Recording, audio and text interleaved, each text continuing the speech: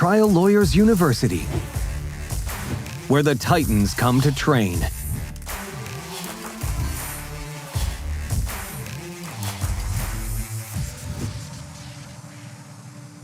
Produced and powered by LawPods. Well, here we are, Dan, on a role reversal of all role reversals. I get to interview you. You know, That should scare you. it's interesting because, like, thinking about not having to, like, be the guide of the podcast is actually kind of liberating, Joe. So I'm just going to sit here and be a good guest and do my best to answer all your questions. Well, I don't believe, just for the record, I don't believe for a minute that you're not going to try to direct this podcast, but that's okay, because I've known you a long time. True. And fair point. you know, so we have known each other a long time. Just to give people a flair for that before we jump in, what's your first, what do you remember about us first meeting? You know, I don't remember much from the past due to falling on my head when I was about 5 years old off of my bicycle. I wasn't there. It had nothing to do with it, but and so I just remember, you know, I know you were at the Trial Lawyers College in 2003 when I first went there, and you know, we kind of became friends then and spent some time then. But then I went back pretty much every year for 12 years, and you were there most of the times I was there. Yeah. For most of the times I was there, so. And, you know, I thought you were a great teacher there, and, you know, and we were friends. And so that's basically the memories way back when, you know, out at the ranch, but long time ago. Well, I think that's a good place to stop for today. Thank you. No, just kidding. That's my memory also. I remember you being there in I don't remember the years. I'm just not good at that, but I remember us really spending some time together one year. I think we were in like the make-believe gym that they had there. We were both happened to be there one morning, and we actually started talking about and starting to get to know each other at that point. And boy, you and I have both been on a journey ever since then, right? Yep, it's been I really feel like every day just gets better and better. You know, that's great. Yeah, I know, that's a great, and it is getting better and better. Getting better and better. Right. So one of my goals for today is, since you're usually the one who's asking people questions and you're getting their story out into the world, one of my goals today is to kind of ask you some questions that go to the personal side of Dan Ambrose and your past and all those kind of things, just because I think there's a lot of folks who would be encouraged by that, frankly.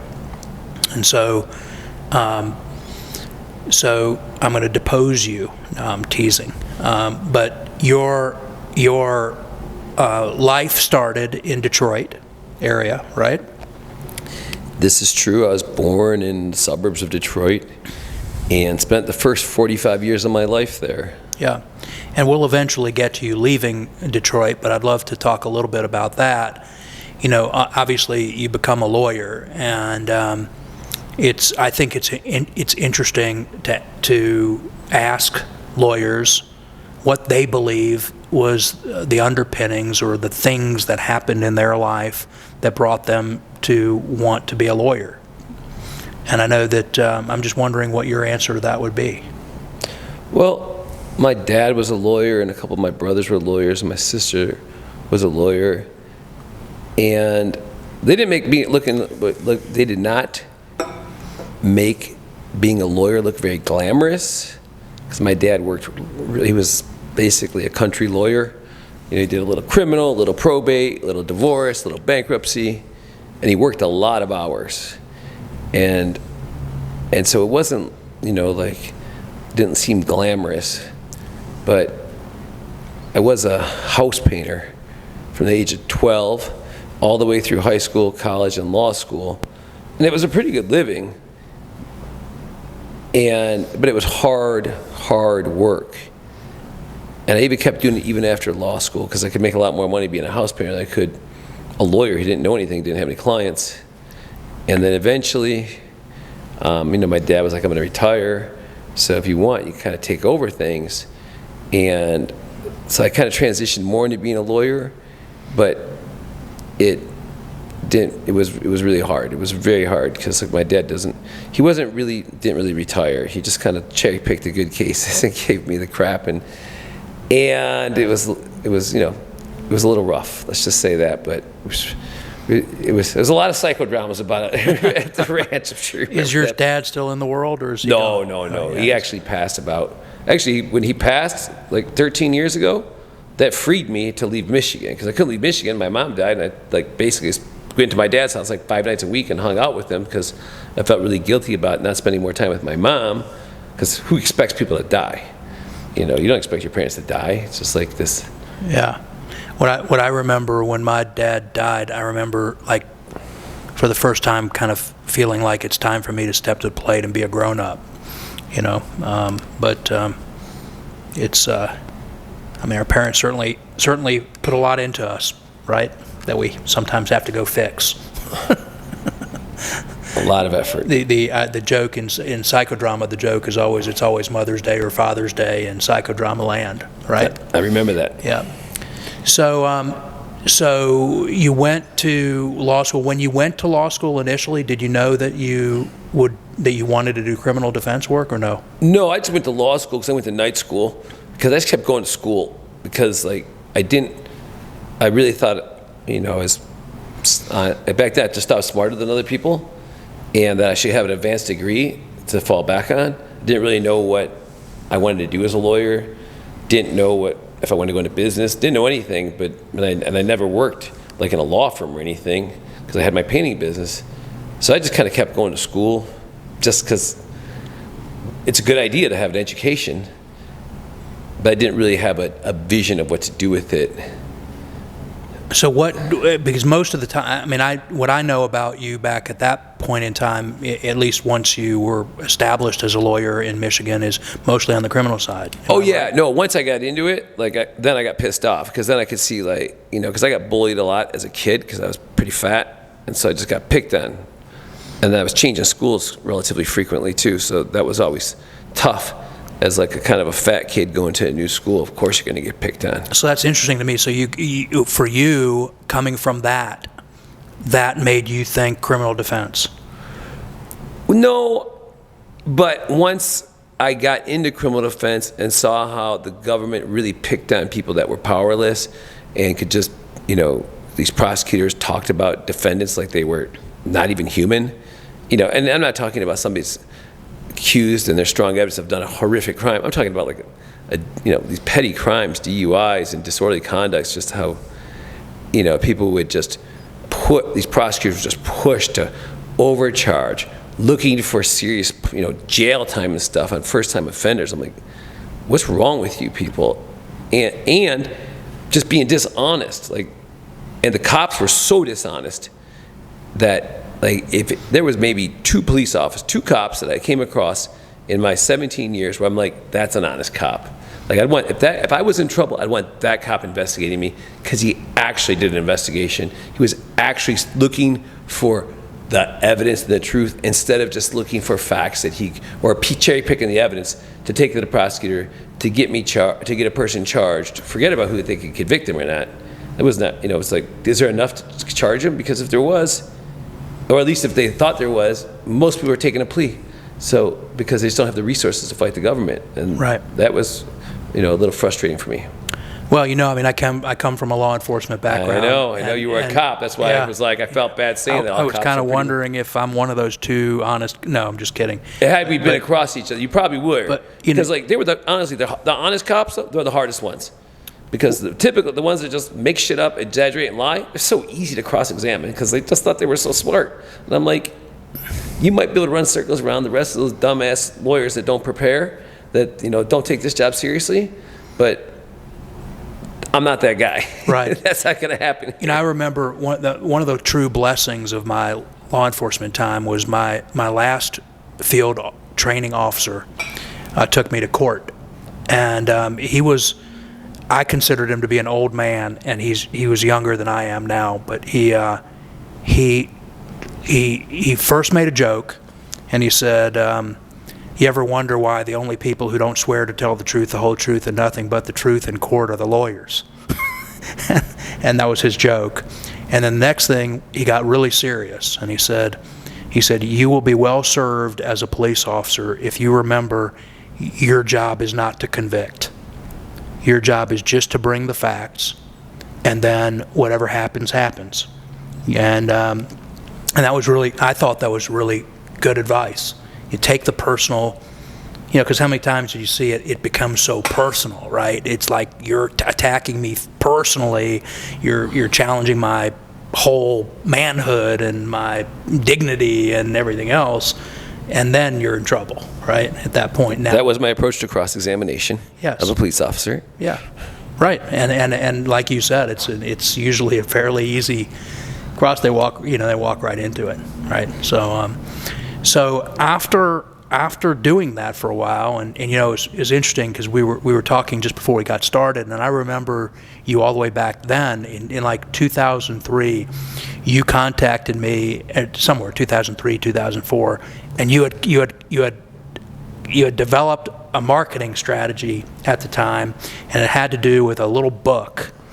And what was that called again? The book was called Street Smart Law. Street Smart Law, and it was a combination of advertisements and like really solid advice to human beings about how to interact with the world if you're going to be accused of something or pulled over by the police, like what to say, what not to say, all these very, very common sense things that aren't common sense at all. But you were, even back then, you were looking at marketing. Well, as a criminal defense lawyer, you got to know how to market, because you don't have what we call, there's not too many big paydays as a criminal defense lawyer. So when you're, have a very small business and dealing with individuals who they were not prepared for that rainy day that came along. Most people are not prepared for a rainy day. Rainy day comes. Or it's not their first rainy day sometimes, right? Well, if you're representing a drug dealer, you hope it's not his first rainy day, because then they'll have money to pay you. But I always got these drug dealers, it was my first transaction. I'm like, they have any money. And then you'd follow the money and you'd believe them, right? Because they didn't have anything to show for whatever. But before, the reason I brought the marketing book up was you had said before, boy, that really didn't work out for me. Like that didn't work. But what I wanted people to hear is, because people who are listening to this, they know you now and they see the amazing things that you've done. And I think the lesson that I wanted to bring out with that is, if at first you don't succeed, you're learning, right? And for the people out there who are trying different things, do you have some words for those folks? Well, I mean, the reality is, the more you try, it's like, you want to have a great idea? You got to come up with a lot of ideas. Because the more ideas you come up with, the more likelihood one of them is going to be great. And then you got to have the courage to act on them, right? Well, you got to have the discipline to execute, right? And courage, because most great ideas require a fair amount of, mental capital, but oftentimes actual capital. I mean, and when you do something that requires both, and substantial amounts of it, especially something that hasn't quite been done before, well, there's a fair amount of risk involved. That's why, people are like, oh, do you ever go to the casino? So I'm like, the last thing I need is a casino to feel the thrill of a risk. Right. So thinking back on the old days, criminal defense in Detroit, is there a case that comes to your mind that you still live with, that still lives with you? Well, there's this one about this trial I did with this criminal case. Would you just give us the brief version of it, just to give us, I'm just curious as to why this one would be still in your mind. Well, it was an invasion of privacy case, and it's still in my mind, because when I did that trial, it was such an unusual trial, because it was just a he said, this one guy claimed that this other guy was looking at him while he was changing, and it was the guy who making the accusation was just a regular kid. Everybody's like, why would he make that up? I'm like, because he's a sociopathic, homophobic liar. And like, how do you know that? I'm like, because my client paid me. And he could have taken a misdemeanor plea and he's willing to go to trial and risk this because he was just a hairdresser and the manager of a tanning salon. And it was like, once I started working on it, to me it was obvious, it was clear that he was innocent, but it was really like the last trial I did back in Michigan. But I kept all the documents and I kept the pictures. And I thought one day this would be such a great case to train on because it had so many just fascinating pieces in it.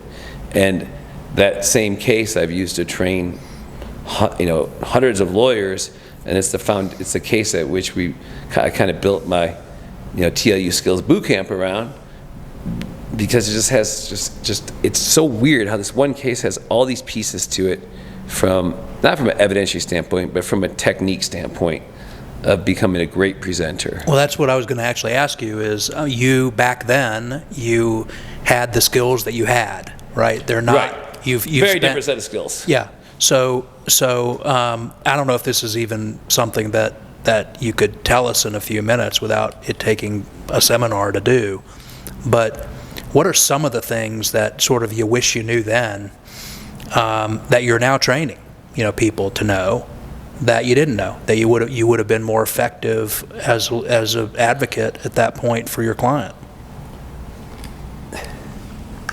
That you need to come to the boot camp for that?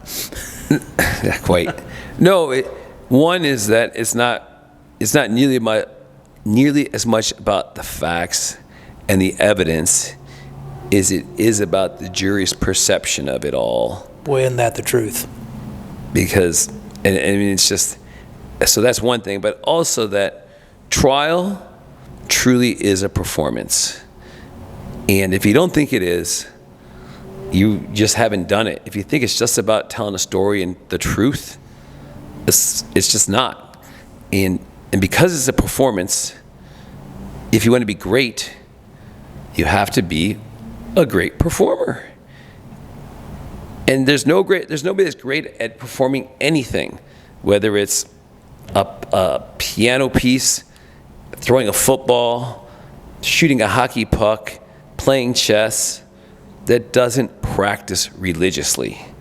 The practice, and that's different than performing. Lawyers they want to go perform. So how are you going to get better? I'm going to go try more cases. I'm like, how is that going to get you better? That's like saying I'm going to go golf more because I want to get better at golf. But I'm not going to take any lessons. I'm not going to get coaching.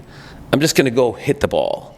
Right, which means you and I both know lawyers who have 100 trials, but what they really have is one trial repeated 100 times. Right. Right. If they don't do something to intervene, like what I realized with training in this area is that once you do something, it carves a neural pathway in your mind. And once you do it a few times, now it's a rut. It's not just a pathway. And in order to break that, to stop doing whatever it is somebody's doing, it takes the will to do it, but the discipline to train yourself not to do it. Yep. But you said a couple things that I think are worth, you said them quickly, and I think they're worth making sure they're punctuated. And one of them is, it's not about the facts. And I wonder if you'd say a little bit more about that. Well, that, the facts are not always too much in dispute. I mean, they're a pretty good idea what happened in things. And it's about the jury's interpretation and understanding and perception of the facts.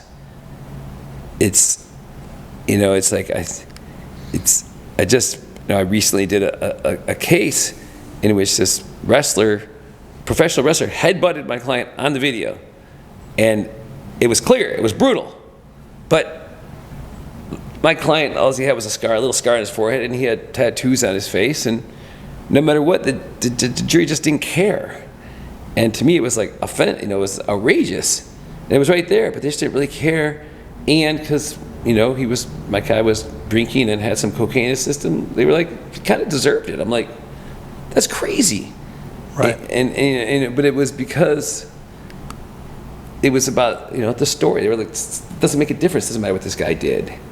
And so without the jury caring about it, it just, and then this is from recent times, but even I knew back then, because but I didn't really understand it that well though either, because I've learned so much in the last couple of years.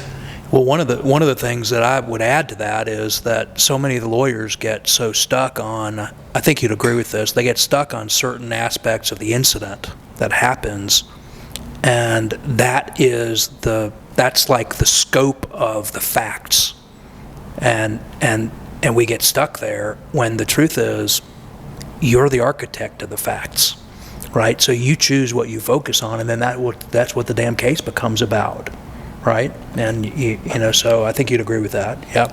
Yes. And then you talked about lawyers just going and wanting to get more trial experience, and that's how they're going to improve. Every lawyer who listens to this knows that's really hard to get actual trial experience, and also not every trial is the same, right? So some of them give you opportunities to do all kinds of things and get creative, and then others much less. Yes? So that ultimately, and I'm punctuating it now, we're going to get to it, about what does it mean to become a practitioner, to become truly somebody who does what you just described a minute ago, and that's that you sit down to practice like you were a piano player learning how to become a better piano player. I love that analogy. And I think that what you've created in the world makes that a lot more possible than it ever has been before. The truly interactive, programming. But let's stay with our storyline here for now. And at some point, and you've already shared with us that one of the things that made it so that it was possible for you to even consider leaving Detroit was the passing of your dad after the passing of your mom. But that must not have been, I don't know, was that an easy decision for you? Were you aching to get out of there? Or what's the story with you deciding to leave? Once my dad passed away, and then I came out to Vegas because Nick Rowley was speaking for Cala, and I met all these lawyers out here from California, and they all looked very successful and like they're having a wonderful time. And so I was like, ha ha, they tricked you. No, I'm teasing. No, so then I went out and visited Nick in California, stayed at his house a little bit, and started making a few friends. And I'm like, this is so much better out here. And it was just like a month after being there, I went back and told my partner at the time, her name's Aida, but we were partners at the time. She's still Aida, but I was like, Aida, I got some good news and I got some better news. And she's like, what's the good news? I'm like, I'm moving to California. And her face kind of dropped because I was kind of like the rainmaker and everything. She had been a lawyer for a couple of years. I remember that. It was just her and I. And she's like, what's the better news? I'm like, well, once I get things set up out there, you can come out there and live in California. And if you don't decide to come out there, you can have this whole business. So either way, you're going to be way better off. And sometime after I left, some folks said to me, like, some of my friends are like, aren't you worried about, like, you weren't going to, how do you get a job? How's the job market out there? I'm like, oh, I don't freaking know. I'm not here to get a job. I'm here to, plus I'm 45 years old. Who's going to hire me? And plus I don't know how to do a lot. But Dan, it took some guts to do that. I mean, you packed up from where you were there for, your whole existence was there for 45 years. And I understand it looked like a shinier place to go. But what was the plan? I mean, the first plan was to get out there and to become a lawyer in California. Yes? That was the plan. And so, how did that go? Well, it took a little longer than I anticipated because I failed the bar a few times. So that slows you down. I think I took it 4 times. And then after I finally passed the bar, because some part of myself thought I would never pass the bar, because it's, you get older, it's really hard to sit there and study and think like a student again. But then after I did pass it, it took another 2 years to get through the moral character process. So by that time, I'd already been, teaching this other workshop that I had developed called Trojan Horse Method, and things were pretty good. And then when I finally did pass the bar too, it's like I started learning a lot more about being a civil lawyer. And I think it's really hard to become a civil lawyer halfway through your career, because there's so much to learn, so much to do, and it's a lot of it's really grinding, boring, high mental bandwidth work. And those are, 3 things that I just don't enjoy very much. Like grind. I can't. I'm not good at it. I never been good at it. Never good at writing, and so I just kind of had to evolve into something that, used my strengths. Yeah. Well, let's talk about that for a couple minutes, because it sounds like, okay, so you're in a spot where, because it's taken longer to sort of the plan to become a California lawyer didn't go as planned, so that then gives rise by necessity to doing some other things while you're still trying to get that done. Yeah, and that leads to Trojan Horse. Right. Well, Trojan Horse got started because I started doing workshops at my condo, so I would invite.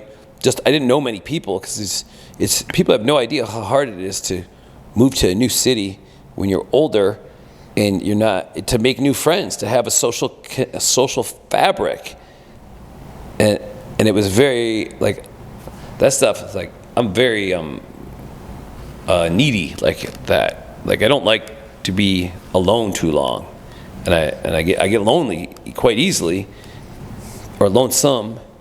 If you need me to hold your hand, just let me know. Okay. Well, it's true though, but I had to do something to try to make friends and to get connected to people. And so my thing was running a little workshop at my apartment there for 5 or 6 lawyers every week. But was that before Omaha or after Omaha?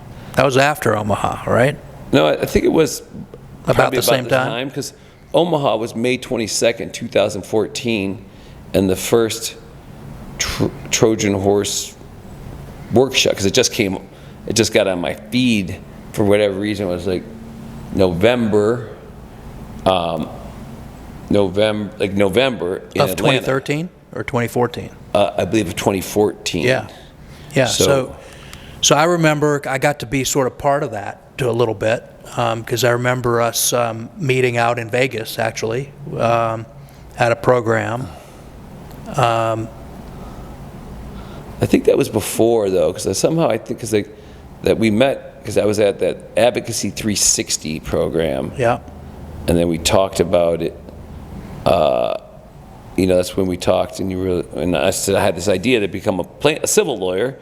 And then you said, from my memory, you said, hey, if you want to become a civil lawyer, you have to think about something that civil lawyers don't know, so that you can present at conferences, and that way you can get brought in and to help on cases and start learning civil stuff. Right, because what you were wanting to do was not only just become a civil lawyer, you wanted to be kind of a lawyer's lawyer, right? You wanted to be a lawyer who would team up with other lawyers, and that was going to be the process. And of course, I think you came to me to some degree to talk about that, because you knew that had been my life, and that's kind of what I did. Right, speaking at conferences. Right, but that's.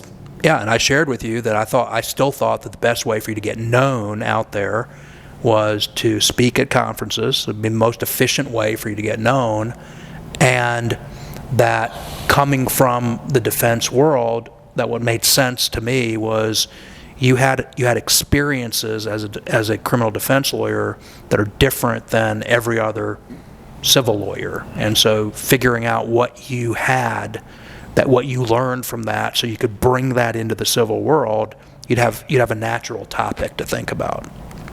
And then you thought about that a little bit, and what did you come up with? Well, most criminal defense lawyers are always like, I never put my witness on I never put witnesses on the stand, never put my client on the stand. And I was like, I always put my client on the stand unless there's a really compelling reason not to. Because if the jury likes my client, then they're going to free my client. They're not going to want to hurt somebody that they like. And if my client is innocent and he tells the truth and he's prepared, then this should help me win. And it did help me win. And I won, more than the vast majority of my trials once I kind of understood what I was doing. I never really grasped it all because there was, back then, like the teaching and training I thought was really, it was so bad. Yeah. And so, I got really good at prepping my witnesses.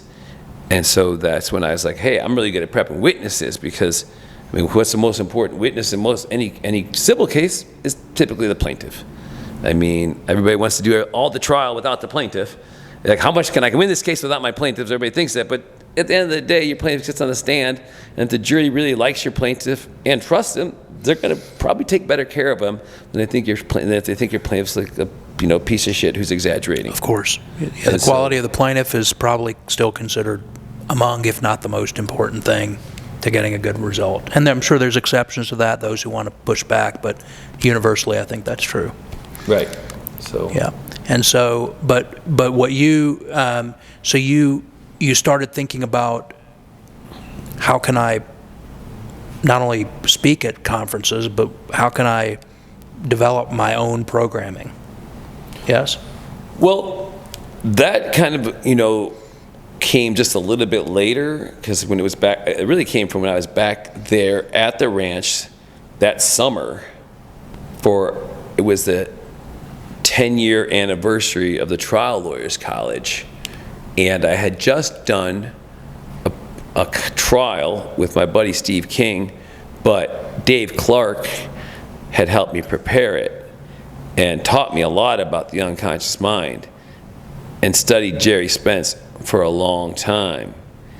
And after having that experience, and then going back to the ranch for a graduate program, and we were doing the same stuff, the same encounters, the same, honestly, without being offensive to anybody, like what I consider to be like psychodramatic bullshit, like psychodrama 101, like kindergarten stuff. I'm just like frustrated. And Jacob Norman, who I became friends with, who now works with Nick Rowley in Trial by Human, Trial Lawyers for Justice, but him and I planned to meet there, and we did meet there, but when we were really supposed to get together, I was like, dude, I can't stay here for this reunion. I'm like, I just think these people are all full of shit now. Now that I know what Jerry Spence really did, and that he was really, manipulative and really, but we're all, let's just be honest. Being a great trial lawyer is about getting people to do what you want them to do. Getting those juries to believe what you believe. All right? And if somebody wants to call it persuasion, manipulation, I just think it's all the same thing. It's influence. And that what Clark taught me and what Spence did, it worked. It really worked. Because they were, people got great results. And they weren't teaching that. They weren't teaching rhetoric. They weren't teaching word choice and emphasizing at the Trial Lawyers College. Everything was about loving your client and feeling all this stuff. And I said, oh, that's important too. But at the end of the day, it's like we kind of have to be the sheriffs. And there's a bad guy in town. And we got to get our posse, called the jury, rounded up to go get that bad guy and get some frontier justice to keep our world civilized. At the end of the day. And I just thought that wasn't anything they were doing there. And so I got frustrated. And Jacob and I, we walked up that, actually, we took a tram to the top of Teton, the Grand Tetons, yeah. Yeah, where they have that big Teton Village, probably. Teton Village. Yeah. We took a tram to the top, and we were walking down, and I was telling them about all my frustrations, because, I had less of a filter back then, so things just came out.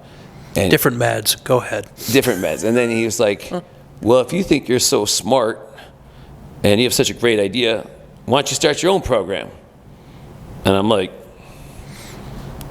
you're right, I'll do it. And then he's like, if you do it, you have to have a cool name so that's sticky. And then we started brainstorming, and we're coming up with ideas.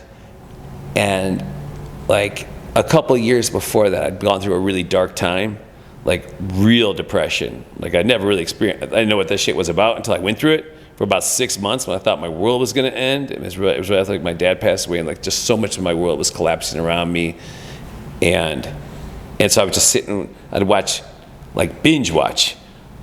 But one of those shows I binge watched was Spartacus.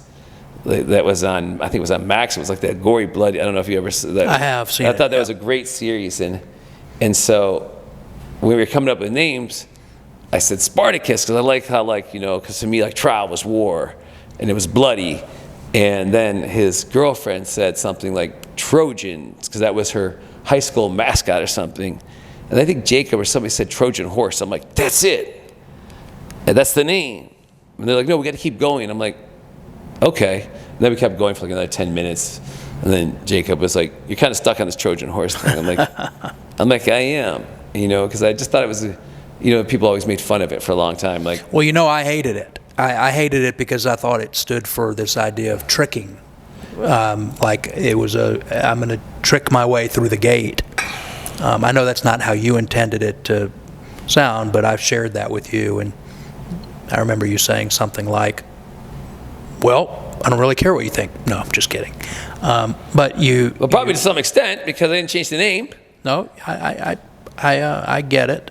But I also remember, and I'm glad you brought up Dave Clark, because I know he's been an influence, and he's such a brilliant guy. And he still is. And he's actually coming to teaching in Huntington Beach. And now he's getting more social. He likes all this teaching stuff. It's fun now.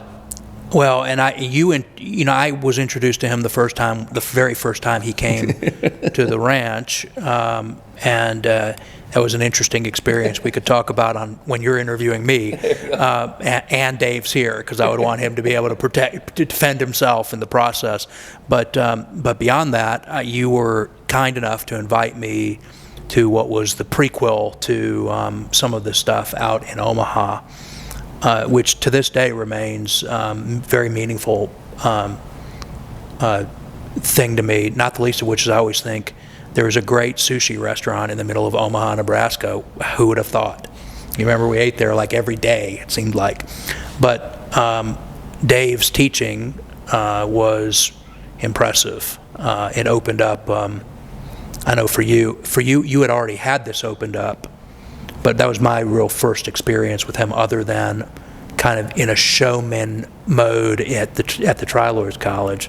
And so we got to delve into some of the work that he had done on scripting, and it was quite eye-opening to me. You know, and I found myself wanting to resist it, and then thinking about it afterwards and going, "Yeah, it's pretty brilliant stuff." You know, because there's a whole neurocognitive process that he has figured out by studying all these great people and what they're doing, whether they were consciously doing it or not, right? But so pretty cool stuff, and you've incorporated a lot of that into the things that you've taken forward from there. Yeah. No, this is true. People influence your lives. You're not always sure how they do it. I mean, how much impact their thoughts, their words have, but over time it really sinks in, and you know, the way I teach now, especially like the stuff on voir dire, has a lot to do with the unconscious mind. I mean, I'm teaching techniques of presentation and connection, so I always tell people I'm teaching form, not substance. But substantively, I think it's very sound, the scripts that I've written to train these skills. But I always tell people, you know, if you don't like my script, I don't care. Throw it away. But learn the skills that are embedded within the script, because then they're transferable to any voir dire presentation you give. Just so that for people who haven't been through any of this understand, would you speak for just a minute about what you even mean by a script, and what you also mean by using the script to learn the skill? Well, a script is just that, a written out script of like attorney, jury, attorney, juror.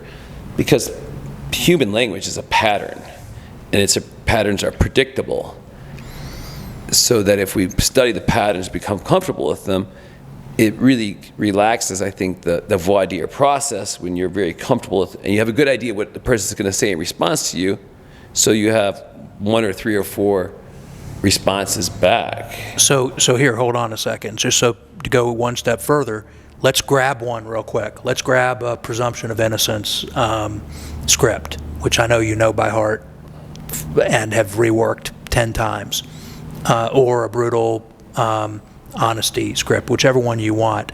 But give people just literally a 30-second flavor of what that script would look like. Pick one of them. We'll go with presumption of innocence, since probably most people listening to this podcast are civil lawyers, so that's kind of a different concept. And everybody's heard the presumption of innocence, but for me that was always the most important concept in a criminal case was the presumption of innocence. Okay, so freezing you for 1 second, say you're just now got in front of the jury, and you're at that point where you're going to address presumption of innocence. So give it to me. Give me the beginning of the script. Okay, so folks, now I'd like to talk to you all about the concept of the presumption of innocence. Now, we haven't heard anything about this case, so who here would be at neutral? And I pause, I look around, and if they raise their hands, great. If they don't, I don't care. Then I stop and I walk to my left, which is their right. I said, folks, I want you to imagine that we lived in a country where a person accused of a crime was presumed to be guilty.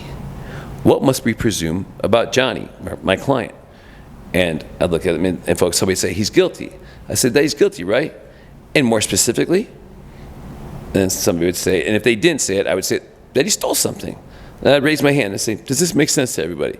And I'd make sure everybody raised their hand too, because I want to get them physically involved, make sure that there's accountability here. If somebody doesn't raise their hand, I'd be like, how about you, Joe? And they'd be like, oh yeah, makes sense to me. So now I've taught everybody, raise your hand, or we're going back to kindergarten, and the teacher's going to call on you, and it feels weird, so just, pay attention and learn to comply.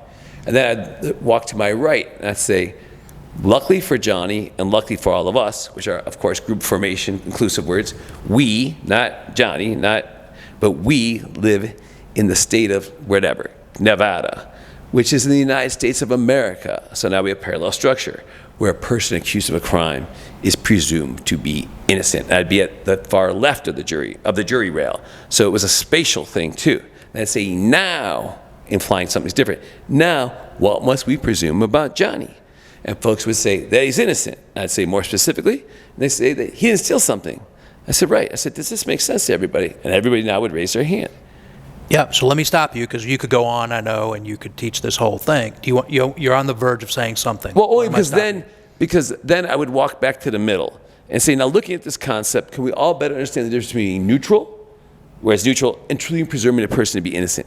And at least 1/3 of the people had this confused, dumb as a stump face. And that used to get me really frustrated, because I was like, I'm jumping around here like a trained monkey, and you idiots can't understand what the hell's going on.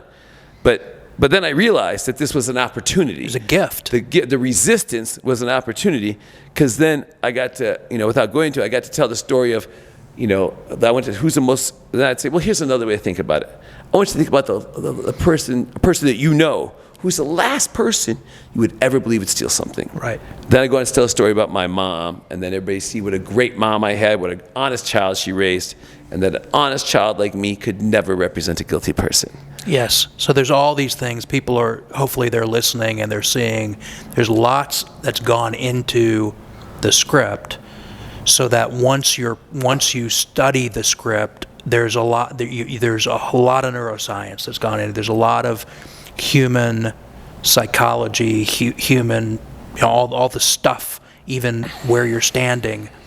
What words you say are important, the order of the words, the pauses. If people are just listening to this and not watching it, they haven't seen your physicality even as you started going into this. You couldn't help yourself. The way your hands are moving, the way your eyes are moving, the pauses, if they were to watch you in a program or a real world setting, to see where you stand. All of those things are part of the script. The words, it's like what you said before, becoming a performer, and you're reading a script like you are a performer, with the pause, with the margin notes that tell you, pause here, raise your voice here, slow down here, right? Although that's part of the scripting. And so now, obviously, some people are saying, how do I get to that? Which is what we may talk about later. But now, how do you use this, even if you're not a criminal defense lawyer, how do you use this to teach people how to be better presenters, whether they need the script or not? Do you understand what I'm asking, or not really? And I don't use this script anymore because everybody that comes to my conference is a civil lawyer. And so how do you use a script? I use a script because in order to learn a skill, you must practice that skill repeatedly. And you must practice it until your eyes bleed, because you have to be able to do it under pressure without thinking. And so within these scripts that we train with and we practice, all of these skills are embedded. And this skill, because I think to master any skill, you have to break it into its smaller parts, into its micro skills. And you have to be able to identify, isolate, and practice those micro skills. And the micro skills of connection, some of them are obvious, like eye contact. But what is appropriate eye contact? How long should you connect with somebody before you move? Because if you stay too long with one person, it starts to feel weird. And if that happens, it's kind of hard to go back from being weird like that with a person on a jury. Or facial expression control. You'd call it state control. I know you've done some work with that. But people, when they go up to the bench and they get a ruling that's adverse, that the judge is bat shit out of his mind, they don't turn around with a big pouty face stomping. They look, everybody knows, you smile like you just got everything you got, right? You just look that same way. So now they're consciously aware of what's happening in this moment. But then now they're 99% of the time in the courtroom, most people are never aware of what their face is showing and what people are reading from it. They're just not aware of it. And it's so important. Right, because they're staring at your face the whole time. Right. So what I'm hoping people are getting out of this is this idea that, sort of compare this, if you haven't been through this kind of work, compare this to what you're doing when you create a jury selection chapter and you've just written it down and it's just the words that go on the piece of paper, and you're going to get up and talk about the presumption of innocence, and you got a bunch of words maybe written down. Maybe you're the person who just says, address presumption of innocence, right? Or you even thought about the specific questions that you want to ask about presumption of innocence. But compare that to having gone through hours of on your feet, using the same words in a sequence, practicing all of these parts and pieces. Now ask you, which one is a more effective presentation? The first one relies on your natural ability to be whatever, which we all have a great impression of ourselves, don't we? Right? And the second one is truly, so it's the difference between if you sat down at the piano to play a piece right now, and you can believe that you're the best pianist in the world. If you never practice, you ain't the best pianist in the world. Well, right? I suppose it's probably going to sound like a bunch of noise instead of music. Right. To you, it sounds great. To the rest of the world, not so great, right? By comparison, if you spent dozens of hours practicing one song, even if you're not the best pianist in the world, you probably can play that song and people can at least recognize what the hell it is, right? So that's the big point that I wanted to make, is why train? Why script? Why care about all these other things? Because people often call me and they're like 2 months away from trial and they want to start getting ready, preparing for trial, training with me. I'm like, it's kind of too late because you have so much going on with the trial to get ready for it. Yeah. So many of those last minute things that your mind is so distracted. But to do training is about being ready. It's like you don't have to get ready if you stay ready. Yeah, you're still gonna. I think you're still gonna have to. You're still gonna have to take things and make them specific to the case. Of course. But you'll have this amazing framework that, you'll have this amazing framework to fit it all into, and that's not to be confused with a formula, because it's not really a formula, but it's a framework. It's also confidence, isn't it? Speak to the people who come through your programs, and now there's been hundreds, who've come through these kinds of programs, how do they leave versus how they come in terms of their confidence level? Well, it's just night and day difference, because if you never studied performance and nobody's ever taught you how to perform in front of a group of people called a jury, which is different than any other performance. I mean, for nobody paid to come there, that's for sure. Nobody wants to be there, and they know you want something from them. You know you want something from them. Yet you still have. Yet even with all that, there are some people that manage to get that, and so all this research, because I study this a lot. Like, read a lot of. I don't really read much, but I've read a lot of books and listened to a lot of books on performance. And every book, everybody agrees that there's one variable that separates the goods from the goats, from like the Isaiah Thomas from Michael Jordan, just in the basketball era. And that one variable is the number of hours, the amount of time that they spend in individualized solitary practice. And it's fundamentals. Well, the fundamentals, right. Michael Jordan being at the gym at 4 a.m, the night after winning a championship, practicing free throws, practicing shots from different spots, or the shot he missed the night before, taking 50 shots from that spot, right? The fundamentals, just like anybody that plays a sport. Every day you go to practice the ground balls, fly balls, batting practice. But we lawyers think we don't need that. We don't. We're beyond that. Right? It blows my mind. Yeah. It blows my mind. Yeah, but if you go and you spend time in courtrooms watching people perform, it's obvious that that they don't practice. Right. Just watch on CBN. Right. You can tell they don't practice. I mean, it's just the thing that's crazy to me is that I think so many people have such desire to be great at this, and that they're willing to do the work, but they just don't know what work that they're supposed to be doing. I don't disagree with that, but I think there's one other thing too, Dan, and I wonder if you could speak to this because you've got a unique perspective to do it. It's intimidating and scary, I'm going to use the fear word, right? When you come in, you're coming to a program like this, and for a lot of people, I think they don't come because they're afraid of the judgment, and they're afraid of the, I'm going to suck at this. They tell themselves, I'm not, you get where I'm going? The fear piece that stops you from, whoops, let me just say that again. I think what stops a lot of people from coming is a fear of how they're going to look within their peer group as they sit on a couch like this or in a program that you do somewhere else, and they feel that they will be judged and judged harshly. Well, they will be, right? They will be judged. That's what they came for.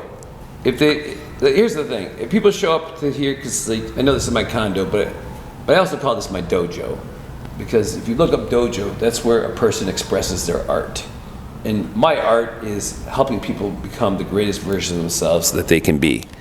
That's my art. My art is each person that comes here. What can I do for them? Can I give them the training to help them get the skills to get the confidence? Because most of this is a confidence game. But confidence comes from 3 places.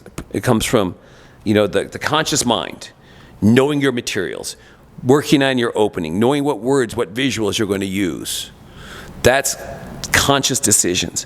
But there's also the unconscious part, which are your skills.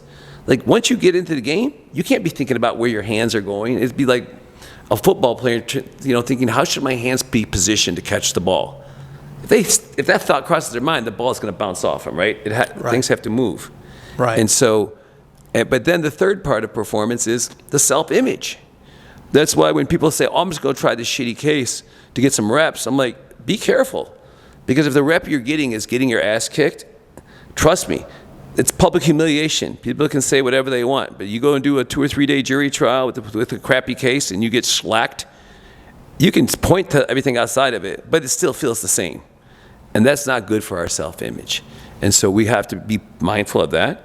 And that's why, the training, because the transformation of people in 3 days is, you'll see it. Because you'll witness it, because you'll talk to those people in Huntington Beach, because we're doing a boot camp for 12 people in Huntington Beach.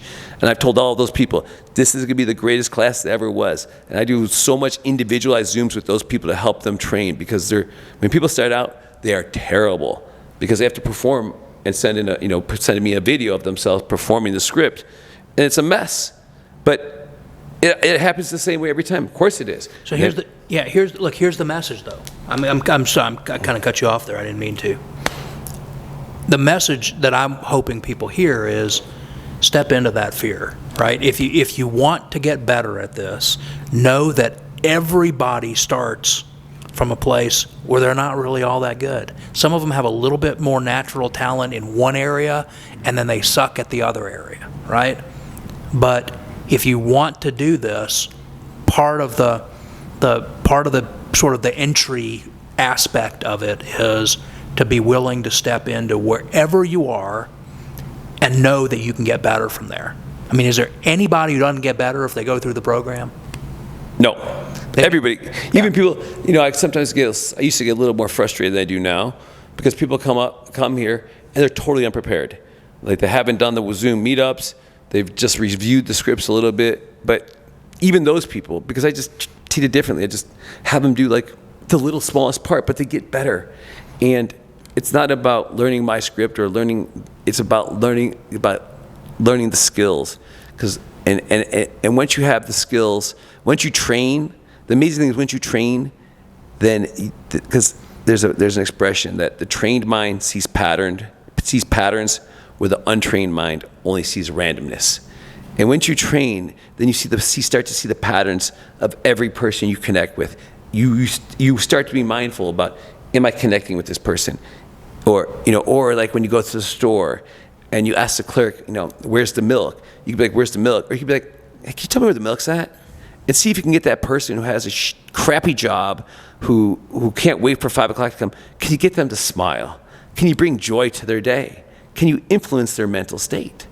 Because if you can, now you're becoming an influencer. Now you're training while you're working, while you're living. And right. And there's 3 points. One, if you're in that point where you're saying, I would love that training, but I'm afraid to go because I'm going to get judged and I'm going to suck, you got to step into that fear and just say, yeah, if I suck, here's one thing for sure, if I do the work, I'll get better.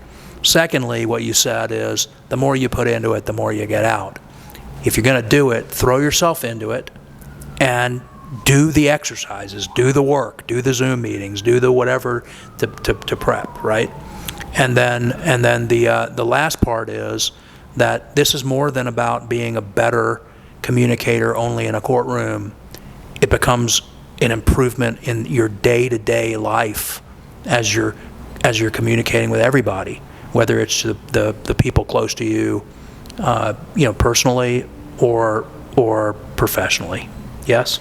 Yes. I mean, when it's sometimes when students leave here, they give me a call. Could we say like, dude, like, I can't tell you how much better my relationship's gotten with my wife. She's like, oh, you're listening to me, and it's like I'm being mindful of my actions and conscious and actually being intentional, and it's just a different world. I'm like, that's fantastic. You know what I mean? Because like we all want to. I think. Yep. I mean, if you're a teacher, there's only one way to judge yourself, and that is, how much better are my students getting? That's it. Absolutely. Not are they having fun? Results. Not do they like me? They didn't show up for that. They showed up because they knew that there was a shortcoming that they want to fix. There's a gap that they're trying to fill in that they can recognize. And as a teacher, and it's like, I think it's upon me, and you're a teacher, to try to, okay, can we help the person recognize it? And what can we do? What tools or skills can we give them to bridge that gap for them? Yeah, absolutely. So before we took a break, we were talking about lots of different things, and among them, we even kind of got into some of the content of some of the programming, but sort of stepping back out to the life and times of Dan Ambrose, where we had gotten to was really the part of your life that had to do with with Trojan Horse. And how many Trojan Horse programs did you run across the country? I did it for about 5 years, 6 years, so probably about, I'd have to say, in excess of 90. I remember the T-shirt kept getting longer and longer because you kept putting the dates of the different programs on the back of the T-shirts. Right, because every year I'd have a T-shirt that'd have, 2017 North American Tour, and all the different little workshops I had planned. So I would travel throughout the country and do these little workshops for 10 to 15 people at a time. Now, just so people understand, how would you describe the difference in the quality of the product that you were doing, the programming from one to the last one that you did? I didn't ask that very. Let me try that again. How would you? Did the program evolve during the work that you were doing? Well, let's hope so. I mean, no, because every time I did a Trojan Horse program, I'd make some improvement to it. I think, this is it. This is amazing now. But every time, it happened every program. Because when you're physically doing something and learning, that one of the great benefits / challenges of doing what I'm doing is that, I'm the first one that I know of that's taken this journey. So if I want to open a hamburger restaurant, I could go study McDonald's or Burger King, because there's somebody done it before that I can look at the frame they used, or like a trial. If somebody's done a trucking case before and they have a case that's similar to something you've done, well, they could study you can study your openings and closings and get a real good idea of how to present that case. But what I was doing, nobody had really done before. And so I was always just working hard to be, to get better. But it did get better every time. I felt it improved every time. And the same has been true with, these skills boot camps that I do now. What I taught 2.5 years ago, 3 years ago, it's a very similar, the materials are very similar, but everything else is just the preparation, the refinement, the teaching. It's so different, and it just every time it evolves, and it's really exciting too, because it never gets boring. You know what I mean? People think, oh, you've done the same script probably 10,000 times, and you're not bored with it. No, because I haven't done it 10,000 times. Every time I do it, and every time I practice it, I feel like I'm getting better, and so it's exciting to get better at something. Well, I think that there's no doubt that, from what I saw, and of course I have little glimpses into it at various points in time, I saw pretty significant changes over time in the methodology with which you were teaching. Maybe the content was the same, but your method of teaching it and the amount of work that was going in before a program to get students ready to spend the time together as efficiently and effectively as possible changed a lot, it seemed to me. Well, back in Trojan Horse days, there was no preparation. Now there's 6 weeks of Zoom meetups and people practicing presenting and videotaping themselves and and then self-critiquing from an exemplar, which, and then getting together as a group and playing their video and getting critiqued and then re-practicing it is because it's like trial. It's all about the preparation, and that same philosophy we use at these bigger programs, because like you're teaching one of these bigger programs. There's lots of workshops. In Huntington Beach, there's 8 workshop tracks. In Vegas, there's 20 workshop tracks. But every workshop instructor is required to have at least 2 Zoom meetups with their class ahead of time to go over the materials that they're going to teach, understand what the students are looking to get from it, but also for people to get to know each other a little bit. Because we've been to a lot of conferences, and conferences are a lot more fun when you know a lot of people and you have a lot of friends at them than when you show up and you don't know anybody. It's just not that fun. Well, it's true. It also, though, separates the people who are serious about what they're wanting to do from not. I'm all for having fun, and that's great. and that should be a significant part of it. But it's also, you quickly figure out who is serious and who's not, because the people who are serious do the work. Oh yeah, no, that's why I love Huntington Beach. And one thing that I'm not crazy about the whole Vegas thing is because there's a lot of distractions in Vegas. You know, you got the casino, you got the clubs, you got the distracting. They got the pool, nice weather, it's distracting.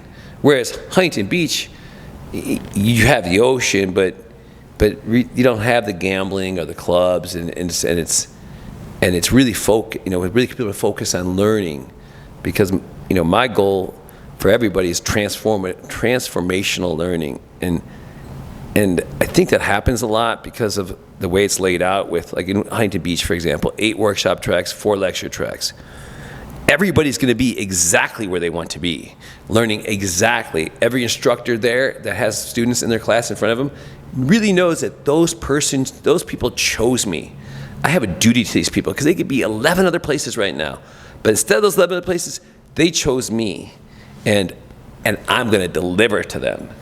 And when people learn new stuff, where we give them great ideas about their cases, and they're going to do so much better, I truly believe it releases endorphins in their brains, and they get excited and they get happy, and you have this, and so that's what's fun. It's the energy that people vibrate when they're learning, and their minds are being open, and they're like, wow, they're having epiphanies. You just made me a little nervous about Huntington Beach. I better bring my best self to it, right? Which is a good nervous, right? Right, because lawyers are the most competitive human, trial lawyers, hyper competitive, and so how do you get the best out of them? Put them all up at the same time. Well, it is. I mean, if you look at that program, and I know we've jumped way forward in our discussions here, but when you look at that program, it really is not easy to choose which track you want to be in. There's and the nice thing is those tracks are all recorded, but it's not quite the same thing as being in the room when it's happening. No, it's not the same. And when some people get mad at me, like Jordan Logan, Sean Claggett's partner, is like, Ambrose, one problem with your program is there's so many things I want to see at the same time, I can't see them. That pisses me off. I'm like, isn't that a better problem than like having nothing you really want to see? And because I go to so many conferences, and so many people are just sitting there on their laptops, clearly not paying any attention to the instructor or what somebody's trying to share. Getting their CLE hours. Yeah, right? But it's like, to me, it's frustrating, but I can't blame the student, because if the person on the stage isn't talking about anything that's pertinent to them or interesting, how would they possibly pay attention? Right. Right? But I always, to me, it's the fault of the person putting the program together. I mean, what is it if these programs, if they're all about the attendees, the participants, and not about the organization or the speakers or all these other things that are influencing, that everybody wins? That's how I always looked at it. Well, look, we've jumped to this part, so let's stay on this part, because I'd love, people come to the program, but very few people have a peek into what is your process, and sort of what do you go through when you're putting a program together, whether it's a Huntington Beach or Vegas. That's both of them are coming up. What's that like for you? What do you go through in that? Well, when you put together a program, the first thing I do is, Huntington Beach is a little bit, frankly, it's a lot easier for me, because this will be my 3rd time in a row doing the same hotel. And it's a smaller hotel. It's only 250 rooms, and last year we had like 500 people there. So I could be a little more relaxed about it, even though,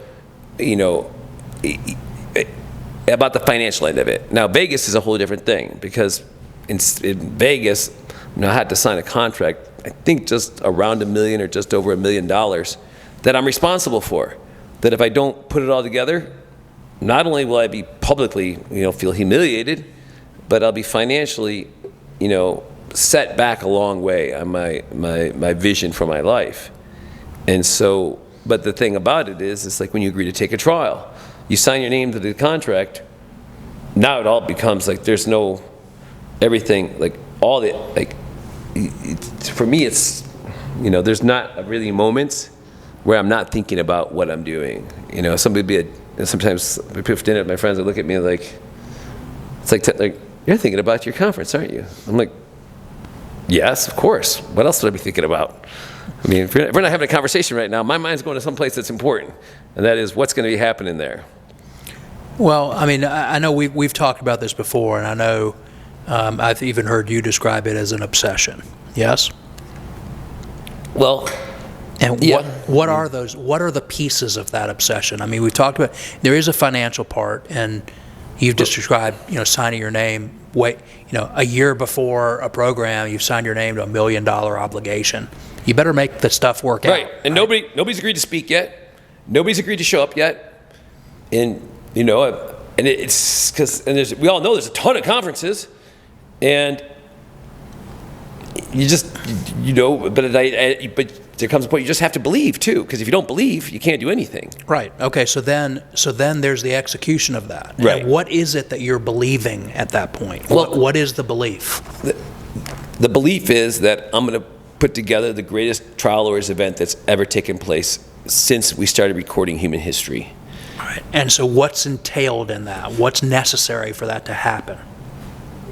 Well, if we take Huntington Beach, for example, I believe people come to conferences for 3 reasons. 1, to learn, because we all want to get better for our cases, for ourselves, and for our clients, and we like to win.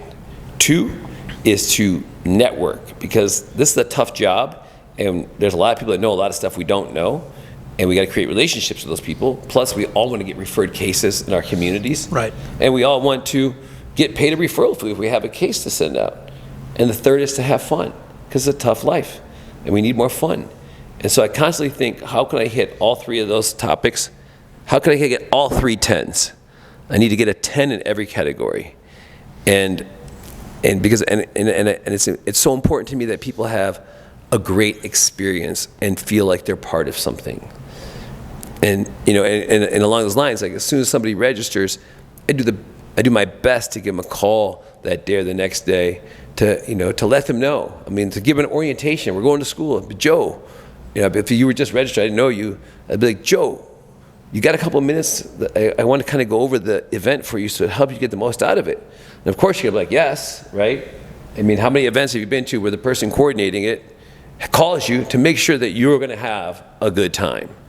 None. None, right? But I also ask everybody who's coming to write a personal bio, to share a little bit of the story of who they are, and organize those alphabetically by state so we can get to know each other a little bit more as human beings.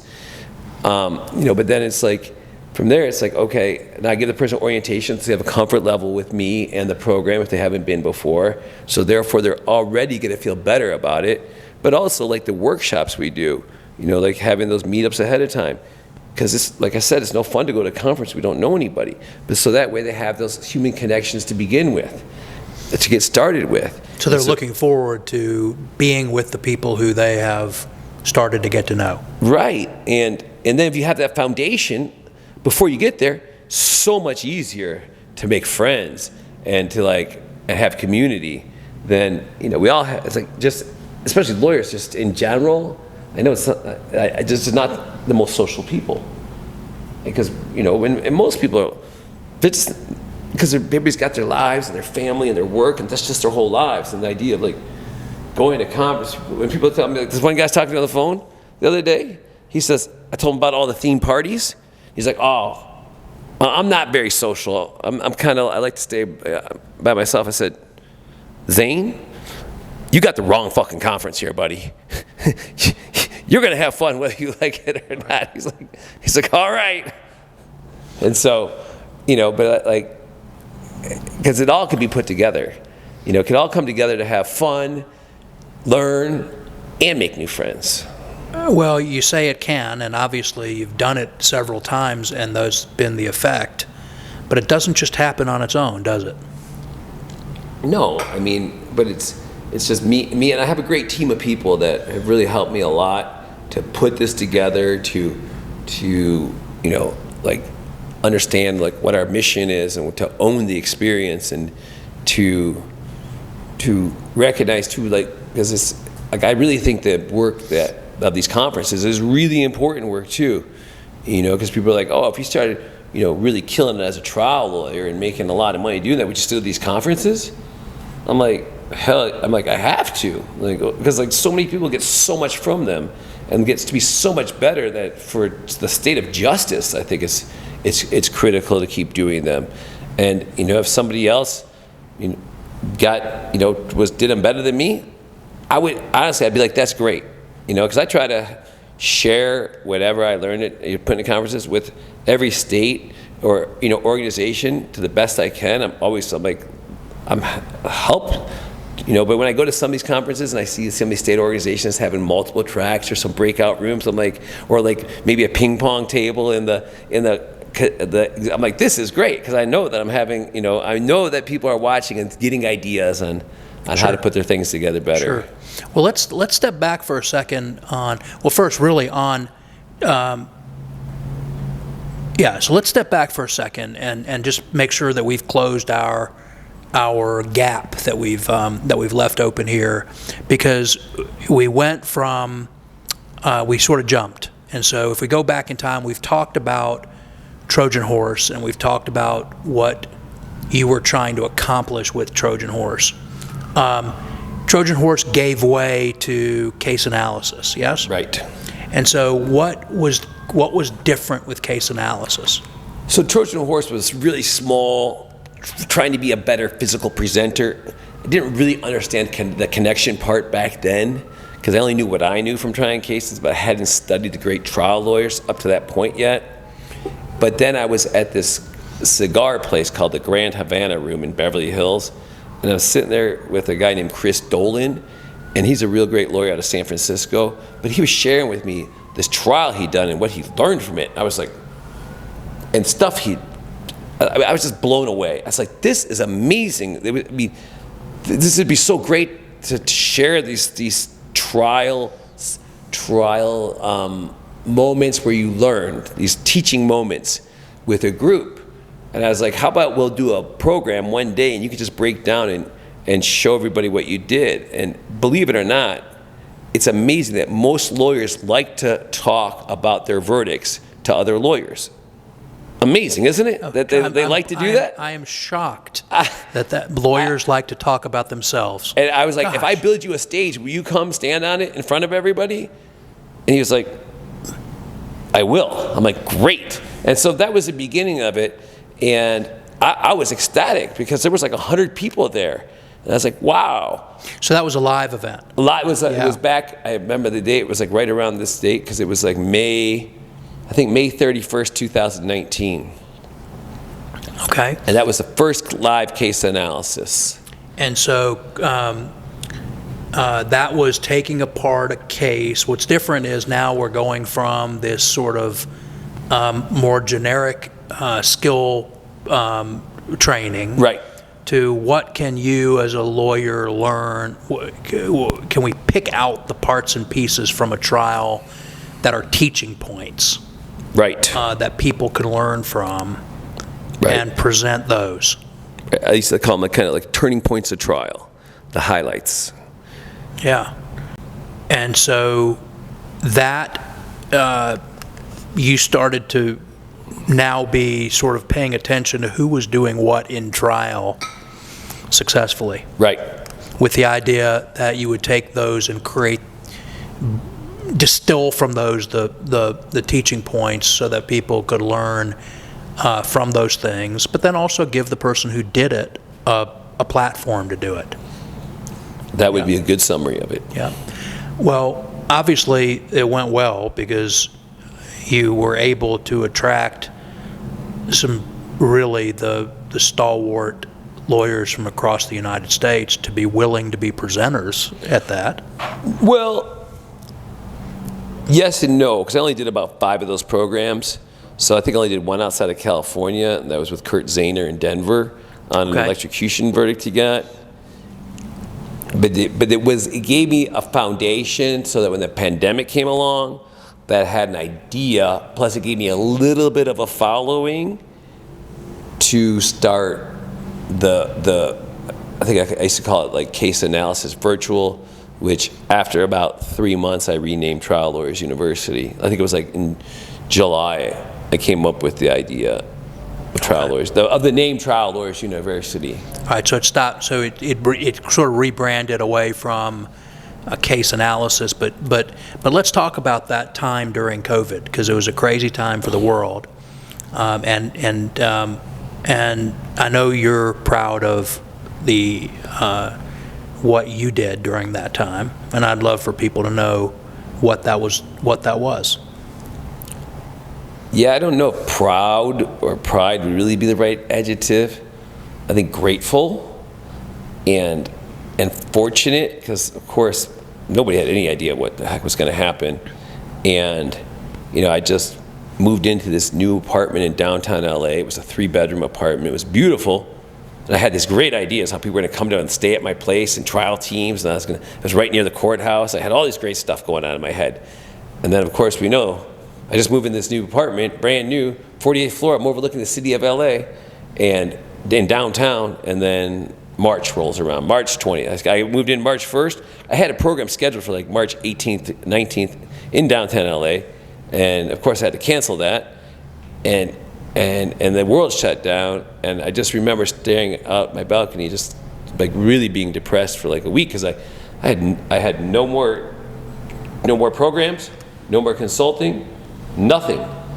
And not only that, I had no family in California. I didn't have a girlfriend. I got no kids. I was all by myself.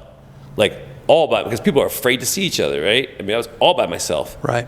And I remember a buddy of mine gave me a call, Brad Eggenberg. He's like, Ambrose, this is when real business is done. I'm like, what are you talking about? Because all I'm thinking about is like, okay, as long as, I'm just thinking about, I got no income. I mean, I have savings, so I'm not too worried about unless the banking system fails.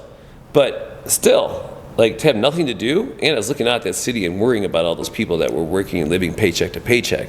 Like, what's going to happen to them? I know that wasn't really my problem at the time, but still, you think about these things. You look out and you see no activity at all. How do people get to live? It was ghost town. Yeah. Right. And I'm like, what do you mean by that? And he goes, well, here's your real opportunity to ask yourself, how can I serve my community? Because these are dark times, but they're going to end. And people are going to remember who was there for them in their times of darkness. And I'm like, well, okay. I'm like, what would you suggest? And he's like, I honestly don't have any ideas for you, but I'm just telling you have to do something. What is not my problem. The fact that you must do something.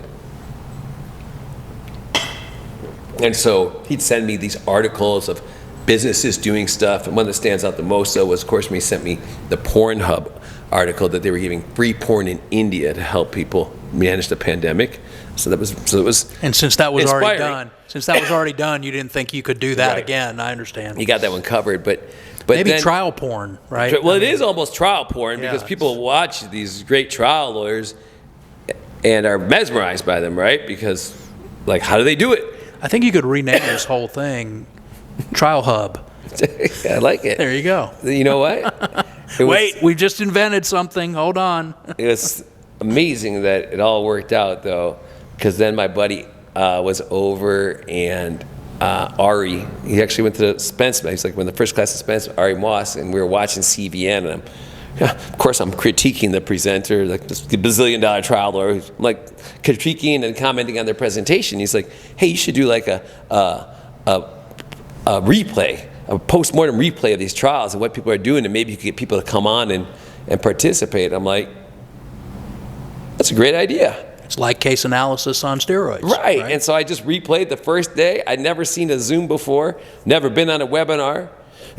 And so I bought a Zoom account. I had my friend show me how to use it, and just all they did was replay the Dolan video, like an hour and a half of the Dolan video. And there was like 60 people watching, because I had a little base. And then the next day, Claggett and I did a program breaking down, looking at his opening statement and one of his big verdicts. There was like 125 people on. And it just, and then I was broadcasting like every day. And so, but I'd work for like 3 hours, 4 hours for a program, prepping with the lawyer so that I could understand and help communicate what they were doing and what they learned. And of course, I was trying to get them to mentor me too, because I wanted to become the greatest trial lawyer, but I don't know all the stuff about strategy. Right. And so I got all these people to teach me while they taught the country, and I'm obviously, I kept doing it, and I learned so much and met so many great people. I met so many friends, and then when the pandemic kind of came to an end in 2021, we started opening back up. I mean, it was so amazing to see people again and get back together, and I was hoping and praying that like the first one in Vegas was scary because like it was such a big space, and I'd done little programs where I have to sign a contract for $10,000. I'm like, how are we gonna make this money back? Right. How are we gonna break even? But I was hoping and praying that like all those people who had benefited from the programs and been part of this community would support me in person or support the program and come in person. And so the first year we did Vegas, we had like 750 people, which was a good start. And just worked for and every time I do a program, The food sucked at that program, by the way, Dan. That's true. And thank God Joe told me, because we saw each other the following week at the CRISP conference. I'm like, Joe, what do you think? You're like, do you want me to tell you the truth? I'm like, no, Joe, please lie to me. Like, what are you going to do when somebody says, you want my honest opinion? I'm like, yeah. And he's like, you got to have great food. Because we had no lunch, and we just had a continental breakfast. And it wasn't a very good continent that breakfast came from. Yeah, But, and so Joe's like, yeah, great food, and then nobody has any idea how expensive food is at these hotels, but oh, it's crazy. It's It's funny. crazy. Just to give people an idea, we were talking before we started, and we were talking about, and I said to you, people have no idea when they go get their cup of coffee that it costs as much to the promoter as going to Starbucks and getting a cup of coffee, and you said it's 2 or 3 times that. So your cup of coffee when you go fill your cup is probably a $6 or $7 or $8 or $10, dollar cup of coffee at a conference. Yeah, well, dude, that's why it's $180 a gallon. That's how I know. And I'm like, you gotta. OPEC's got nothing on this, No, right? that's like in New York, it was $35 per person for coffee service per morning or afternoon. Like I was literally spending like $18,000 a day in coffee in New York for 350 people. It was crazy. New York thanks you for that. Oh, New York, I will not be back there yeah, for a long time. But that forced me to grow. Well, look, I mean, I think, if people have been listening to this, hopefully what they've seen is a progression that does come from some fear. It also comes from some Insecurity. Yeah, but also a desire to just produce something that has never been done before. And even like when you said a few minutes ago about, I'd get on the phone and I did a couple of case analysis things with you during that time, and we, one of the biggest distinguishing points was, although we've known each other a long time, I didn't get a pass. I mean, you said you're getting on if we're doing this, you're getting on the phone with me for 2 hours, and we're going to go over this, and I'm going to give you ideas, and it's not just going to be like every other program that I've ever been to, where someone says, I'm getting ready to do 4 hours of speaking tomorrow here in Nevada. Two programs that are 2 hours each. I'm the only speaker here, and everybody just, what's your topic? And that's the advertised topics, right? Nobody has talked to me about what those are going to be. What's the content? What am I really going to do? And maybe that's good, maybe that's bad. I'm not being critical of them. I'm just being complimentary of you, where you said, I need to be an integral part of the prep. Part of what was also different in that was that you were for a long time the host, so you could direct. You could bring your natural curiosity and kind of be you could channel the audience, and you were not shy about channeling the audience. Like, why the hell did you do that, Joe? I mean, that's stupid. Do you ever think about doing it this way? No, Dan, I really didn't in the moment. Well, you should have. Yeah, okay, I agree with you. I should have. Okay, that's a bit of an exaggeration. It's not much of an exaggeration. But it's a bit of an exaggeration. No, this guy who's filming us is smiling right now because he's thinking that I'm exactly right. What I'm saying is exactly the truth, and I'm teasing. But Well, the point that I'm making is you've carried this forward to now. I mean, you are actively engaged. You're not just, I'm gonna build it and let them all come and see what happens. I mean, you have chosen for Huntington Beach, you've chosen every, you know how many ping pong tables are going in. You know what food trucks are coming and when they're supposed to be there. You know who the DJ is, and my bet is you participated in selecting them. You know all this stuff, and I know you've built a team of people who help you, but you keep a pretty tight leash. Well, yeah, because the buck stops with me. I mean, if somebody, messes something up, that's my fault. And every time I do a conference, I truly believe that I have to do better than I did the one before. That the people are counting on me to see, okay, what's new? What are we going to be, really just experientially, educationally, like blown away. I mean, it's like every time I do. You've been to so many of my conferences. I mean, there's only one, I think, or a couple that you missed. It's okay, we forgive you. We'll give you a pass. But I can tell that you're over it. Yeah. Yes. No, but like from the very beginning, because you've been to both Vegases. You were in HB last year in New York, HB. So I think that you missed a couple there in my developmental stage.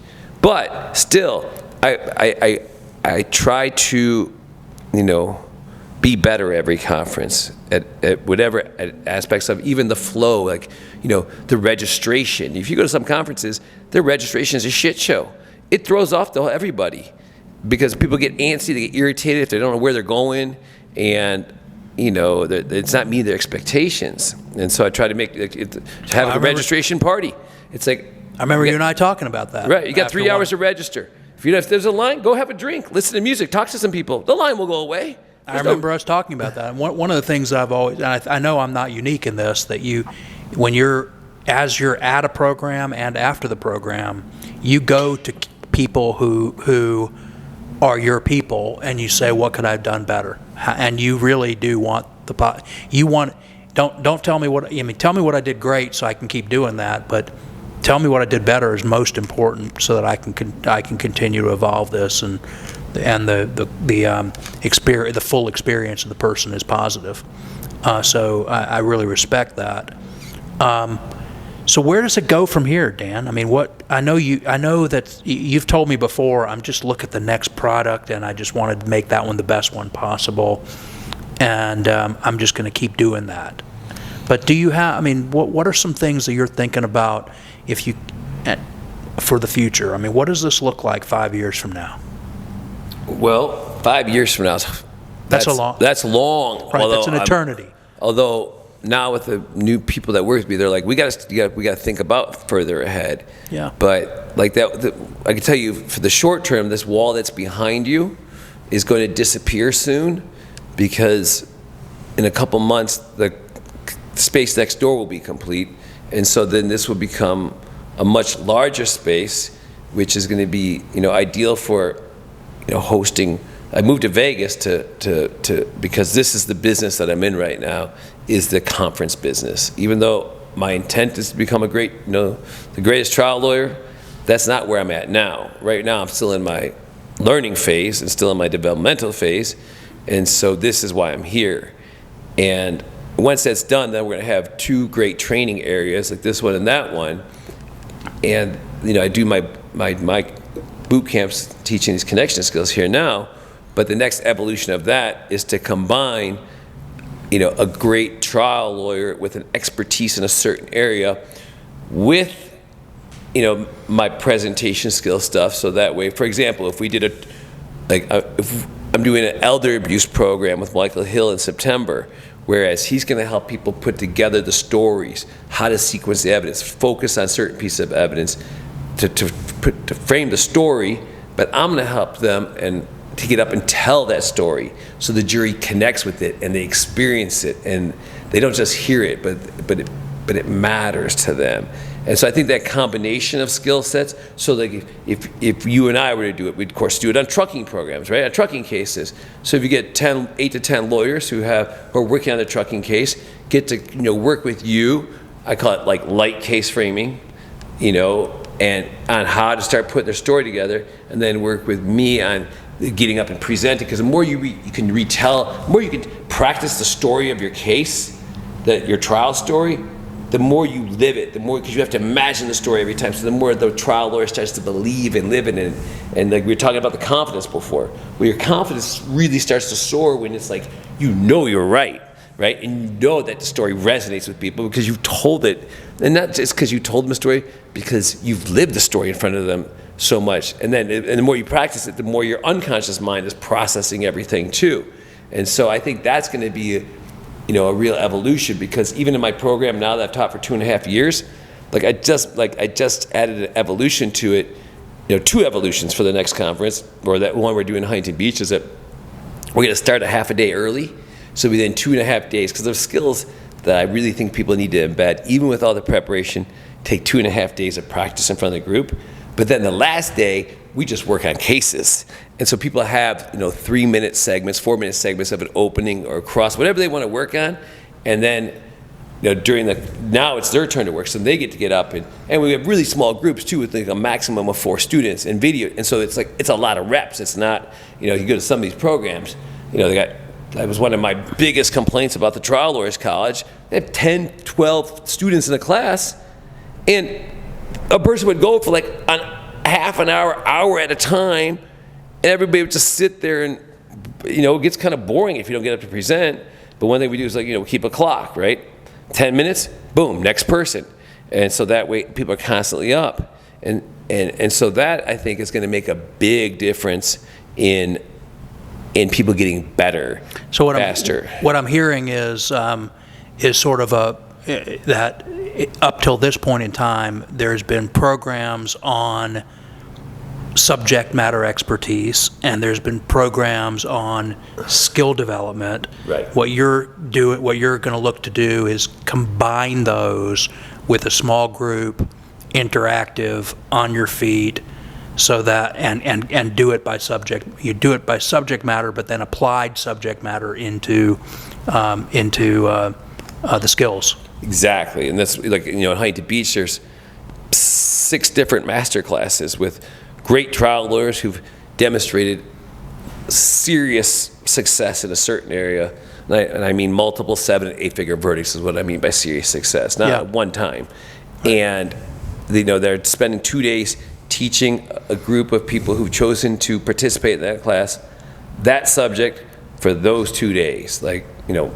Ben Cloward on premises liability and negligent security, Lloyd Bell on medical malpractice, Dale Gallipo on civil rights, David D. Robertus on employment. I mean, these people, Michael Hill on elder abuse. These people this is what the main.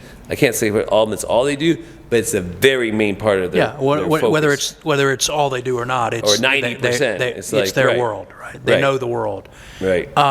And so they're like the best people for that. So you're combining. I think that's super interesting to put that stuff together. And you're right. I mean, historically, when you look at what I know of CLE in the world, and I know a lot about it because it's been a huge part of my world for 30 years. Right. It does tend to break down either, the skill set piece or the content piece, and those two have not historically touched. I always talk about when you go to a program, for instance, on voir dire, or on opening or on whatever. I mean, people want to jump up on their feet and just start to do the blankety blank. There's always the parallel skill set that is the preparation for that, right? And people don't want to do that work. They just want to get on their feet, and do it. Get on your feet and practice voir dire. But the person's got no instruction. They just get up there and they're like, right. And then the instructor's like, "Oh, that was good." I'm like, "No, that wasn't good. Yeah. It was horrible." Right. Tell them it's horrible, or they're going to get a misconception that they're good, and then they're going to stop thinking that they need to train. But you are a much kinder and gentler Dan Ambrose than you one time were. That's true. At least externally. Now, inside, I believe personally that it's the same Dan Ambrose. You've just learned to temper it before it comes out of your mouth. I don't know how you've done it, but am I right or wrong? I think you're maybe a little bit of both, but more, I think, because like honestly, like my goal is to become the best, the best coach of trial lawyers. That's what I do right now. So whatever I do, I have to be the best at it. But part of that is, I realize that it doesn't help people to learn if I get frustrated.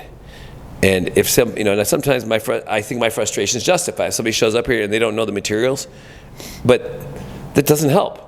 They're here, so now I got to take them wherever they're at and help them. Meet them where they are, right? Right. Not where you want them to be. No, and people don't respond well to being yelled at. Imagine that. Well, here's the final thing I want to cover with you, because I don't think there's anybody who has been involved in the evolution of the trial lawyer in terms of skill sets more than you have, who has spent more time thinking about how to develop that, sort of build the trial lawyer, if you will. So I'm interested in this because, just to give you the prelude to the question is, I've got a daughter who's a rising third year, and you also know that I've got a heart for people who are starting out, and I know you do too, and helping develop them. So I'm putting you on the spot with the question, but if you were going to build a trial lawyer, they've gotten all the bad stuff that they've gotten in law school, right? That's the first thing we got to recognize, is we're starting almost in the hole, right? Because we've screwed them up somewhat in law school. So from the beginning, and I think this is also true for people who are a few years out and they just want to start this process. Finally, they want to go from being a trial prep lawyer, a pre-litigation lawyer, whatever version of that it's called in their state. They really want to start to develop the skill set to be the best trial lawyer they can be. What advice would you give them in terms of the checklist of things that they need to do? Becoming a great trial lawyer, because I really didn't know the challenge is that there's no agreement on the skills that you need to acquire to become great. And it's different. Like when I become a great golfer, you know what you have to do. You have to hire a coach. You have to master each one of these clubs. You got to work on the mental game of it. You got to go out and play tournaments, increase the competition. That's the way people could become PGA, the masters, right? And we've seen it over 100 years.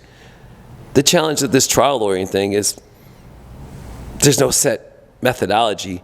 And the people that figured it out, up until recently, the vast majority of them would just be like, they wouldn't exactly say it, but what they were saying is, I'm special, you're not, just bring me your cases, and that's the way to best serve your client. Well, I've got the chance to sit on my butt and study the great ones for almost 3 years now. And not just get to study them on the case analysis, but also interview so many people now on these podcasts and just dig into their brains and talk to them about their last trial, which I always love talking about the last trial because I know it's your best trial. I know that every skill, like that last trial you had with your partner that was on CVN, that tough case that you won. Yeah. I know that was everything, that was a culmination of 55 years of life and 30 years as a trial lawyer. Every skill you have. But what are those skills and how do you develop them? And so becoming a great trial lawyer is like being a quarterback in the NFL. You got to know the game plan. You got to know the defensive formations. You got to know the offenses you're running. Strategies. But you got to take the snaps. You got to practice. You got to practice with people coming at you with pads on. So you're practicing, trying to get as close as you can to game time simulation, so that everything starts to operate without thinking. And so you have to learn the skills. The skills, like to train the skills, you have to do that. And so you have to have some methodology, whether it's, I honestly believe that my methodology of training is far superior than anything I've ever seen. And every time I do this program, I think it gets even more superior. And I mean, I think you would say, if I see something that's more superior than mine, I'm going to steal it, and I'm going to borrow it, and I'm going to make it even better. No, You're right. going to keep improving it, right? Hey, if somebody does something better than me, I'm like, point it out to me. Or Awesome. somebody's got a critique of me, I'm like, tell me what it is.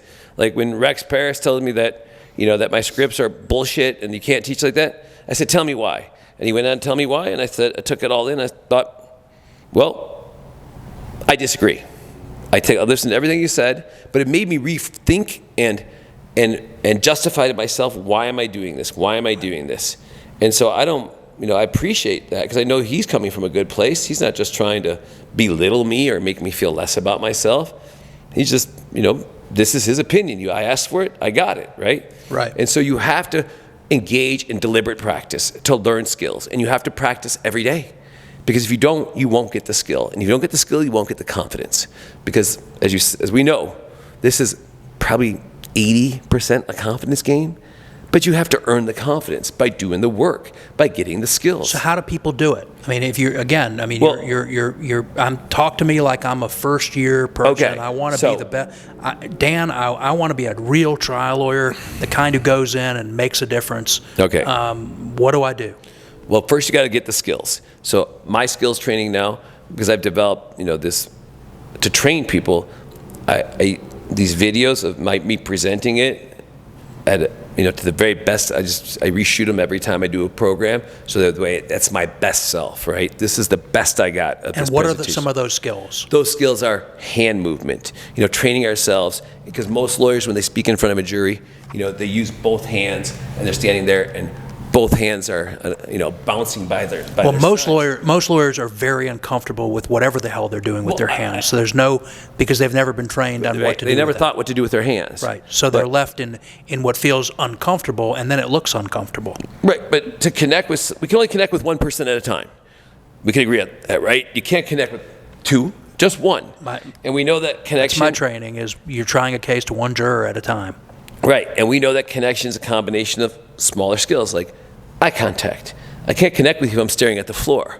Like you think I'm like some type of neurological problem. I'm talking to you and staring at the floor, right?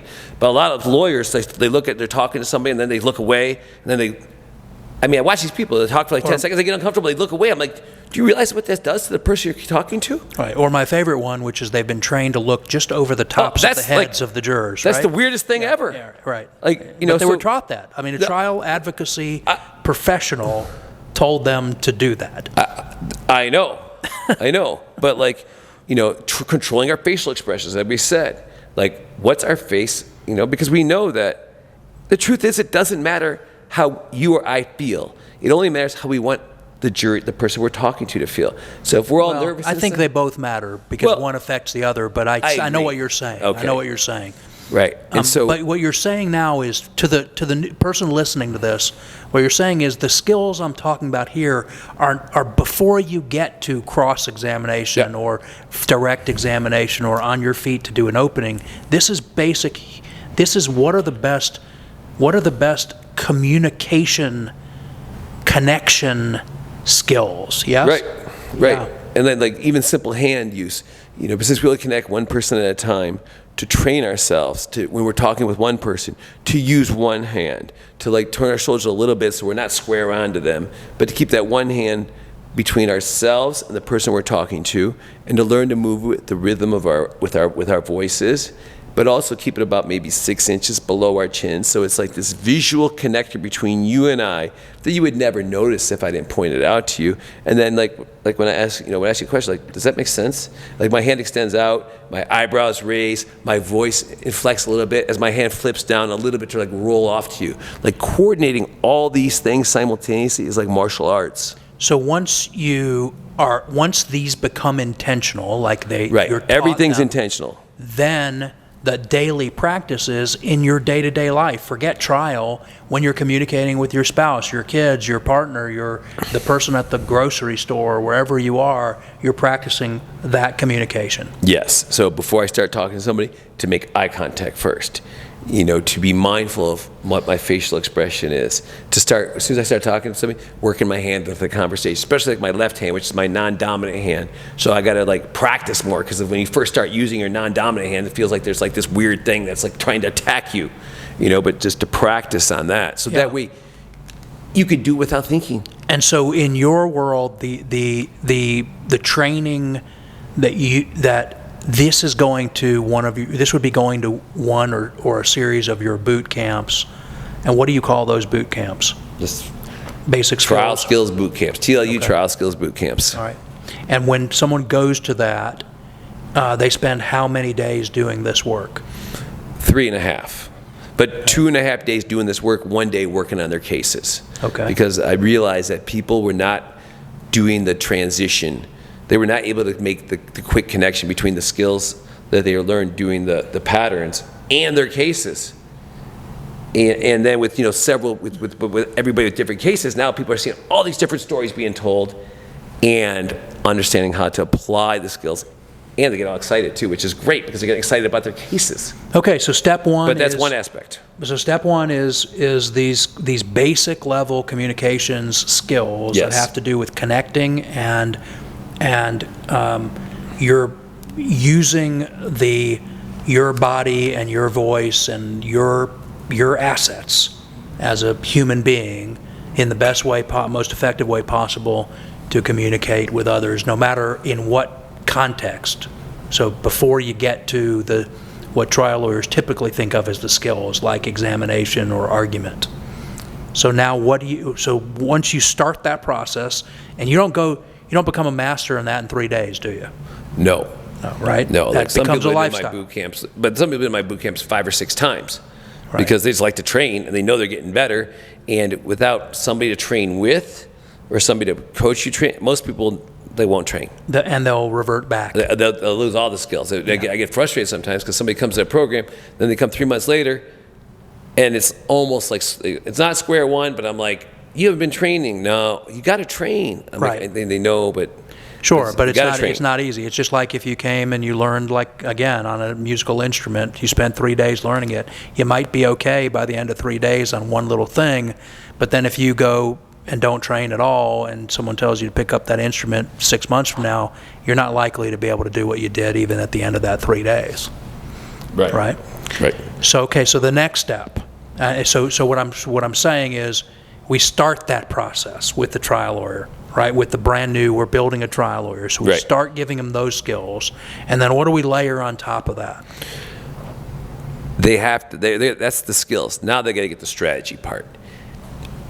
And the best strategy training that I know of is TLU on demand, because you have to learn so much, as you know. There's just so much to learn that it can feel overwhelming for a young lawyer, a new lawyer. And so therefore they can only take it one bite at a time. And so then it's like, okay, I want to learn about cross-examination, because as a criminal defense lawyer back in Michigan, I was a criminal defense lawyer for 17 years. Cross-examination was my game. That's everything. You better be good at that. Right. If I can't whoop you know what I mean? Every time I come across a witness, especially like a cop, but I always think to myself, am I a better cross-examiner than you are a liar? We're about to find out right now. And so to watch 20 programs with Roger Dodd breaking down somebody's cross-examination from a real case, because you got to get context for whatever you're doing. And the great part of the case analysis is that they're all about real cases, so they have context and stickiness. And if you're working on a slip and fall case, you can listen to all these different presentations on that case. Or like my friend Jason Wechter back in Michigan, he just got his biggest verdict of his life. He got $28 million on this motorcycle, and this is in Michigan, and it was in a very red place in Michigan. And he's like, man, dude, every day, every drive, I've always got case analysis on, listening to the great ones about closing argument, rebuttal, he's like, I never understood the whole, the money ask and how to form and structure. I just listened to all the great ones on how they do it and got ideas and picked and choose and what worked for me, what resonated with me, I made my own. And I got, You know what I mean? And he did a big data study with John Campbell. And he's like, I tried to put all the tools together because, like, to me, this is the greatest time to be a trial lawyer. I agree. I agree. There's so much. Everything is there. Everything is there, and it's on. You know, with the case, with the case analysis on demand, it's an app for your phone. And not only that, I get the pleadings, transcripts, and PowerPoints for all these cases. So it's like a virtual trial library. And on top of that, there's anytime there's ever been any program we play that on a webinar or a live stream with it, it's available. Ray Asher, this attorney from LA, he takes the greatest notes. And so for so many of these cases, there's actually like a very detailed set of notes that, I suggest that people read those before watching the program, so it preloads the structures and frames in their minds of what they're about to learn, so the retention just goes through the roof. But the beautiful part of it, just to kind of put a punctuation mark on this, is that you can zero in on whatever the strategic part of your matter is that you need to. Like when you're ready to work on the cross of a neuropsychologist, you can go find and work on the cross of a neuropsychologist by getting a lot of go-bys from different people who have different styles, and you can put it together for yourself in the way you want to do it. But you can see how it actually worked in the real world, which is different than somebody just telling you how it worked in the real world. Or like, in people, like I read and you got to read transcripts. If you want to be good at cross, you got to read transcripts of cross and see what's working and what's not working, and you just got and when you see that, you find places that you learn stuff. You got to get up and practice it when you learn it, because like using a flip chart. How many people use a flip chart and butcher paper in a courtroom? Probably less than 1 out of 10. Why? Because they don't practice with it to get comfortable with it. And if you don't use a tool, how would you ever? If you never use a tool, then you don't know what you can do with it. And you're not going to use it for the first time in front of a jury, right? Because it's like, too scary. My writing's no good. Right. Like the judge will stop me. What am I going to do? Right. Whereas, like, I remember watching Panish cross-examine this orthopedic surgeon up in San Francisco who thought he was all that. Like, the guy was literally like a college football player. And like, Panish tells the story, and like Lucas did with him. The guy's out in the hall, like, getting himself geeked up, and Panish is like looking at him like, that's not going to be a lot. That's right. I'm like, you ready to go? Fun, right? Let's remember taking like the flip chart and carrying it, like, Panish guy walking up the aisle in between where the witness stand is and the jury box, and setting it down right there in between them, so like it kind of blocked the witness. Right. and I'm just watching this, and I'm like, because like I'd be afraid the judge would be like, what do you think you're doing? But like, Yeah, well, look, Panish can probably get away with some things that, of course mere he can, mortals can't get away with. But the point is that but you have to be comfortable doing something before you try. Because if you do things that you're not comfortable with and you look nervous doing it, really increases the likelihood you're going to get stopped. So we've said two things, though, Dan. We've said one is watch the programming so that you can get the ideas and you can do all those things, but that's not a substitute for doing the reps. Right. You got to now take it, make it yours, right? Because you're not going to be Brian Panish. You're not going to be Lloyd Bell. You're not going to be any of these other people, and you don't want to try to be them. You want to be the best you, which is not an imitation of somebody else, right? And then now you got to practice. So where is it? How do you tell people to go practice for their case? Well, because that's important to practice for your case. You got to practice. Some of these people say, I don't practice my openings. Okay, if you've done it for 40 years and you feel like you just got a PowerPoint, you can follow that and tell your opening persuasively, great. But for everybody else, you got to practice. And so, I think the best practice is you have to get a group of people. It doesn't necessarily need to be a focus jury, because if you're just practicing your presentation, you just need to practice delivering one chunk at a time, slowing down, the intentional skills we're talking about, but in the context of your case. Right. It's nice if you have people who have been through some of the training so that you can get some feedback from them in a language that you're used to from the training, right? Because another thing he said, where's this going? My goal is that everybody comes to this program, and I tell them at the beginning, I'm like, you need to be a coach. You need to go home and teach somebody what you learned. I don't care if it's, your associate, fellow lawyers in your community, but you have to communicate this to others. Because if you don't, first of all, if you do, you'll learn it at a whole new level. Right. And because you have to understand it to do that. right, because now you're focused outside yourself instead of inside yourself. So the more people that start doing that, and they have these little working groups, and they're really working on and then they start working on their cases, now they can give them feedback, and it kind of is like a virtuous circle. That's what my goal, that's my real goal is for people to do this. But I realize I have to create a structure. Could that, I was just going to say, could that be part of the want list or for the future, is to create TLU trained local groups, right, that could get together and practice with each other? That's my goal. I mean, that's my goal, and that's what I'm working on. Because like even at like this upcoming program, every program has a lot of people that have done it before, but to start pairing those people with a new person, so that they have like a little mentorship. They have a little mentorship during the prep run up to the program, so they get used to being a coach themselves. But also, so the students see, okay, this is the value of one-on-one coaching. So hopefully, when they get the skills, they'll realize how important it is to share with somebody. Pay it forward works in both directions, right? I mean, it really does. Right. I always say the person gets the most out of, I tell these people, go home and be a teacher. I said, because the person gets the most out of it is you. Hey, I'm living proof of that. Right. And I think the people that get the most out of the case analysis, I always thought it was the person who was the presenter. Because they never sat and thought about all the shit that they did and why they did it. And, especially a case they won. Now, they may do that in a case they lose, because you can't stop thinking about it for, perhaps a month, for however, weeks, months. I mean, as a criminal defense lawyer, it was the worst losing a case when you believe the person was innocent. It was haunting. I mean, that was part of the reason I got out of it. It was just emotionally crushing. Yep. But when you win, you don't really think about it too much, because it worked. But by it feels good, but it doesn't feel as good as the other feels bad. No, right? nothing. So nothing worse than that. No, right? yeah, nothing worse. I still sometimes wake up cross-examining people in cases that I lost, many years ago. Yeah, wanting a redo, right? But so what we've gone through, we've talked about learning the communication skills that that are the foundation for everything that you do. Then we talked about strategy by watching other people accomplish what you're hoping to be able to accomplish, and watching enough of that, having enough of that experience where you're forming your own strategy for a case of how you want to approach it.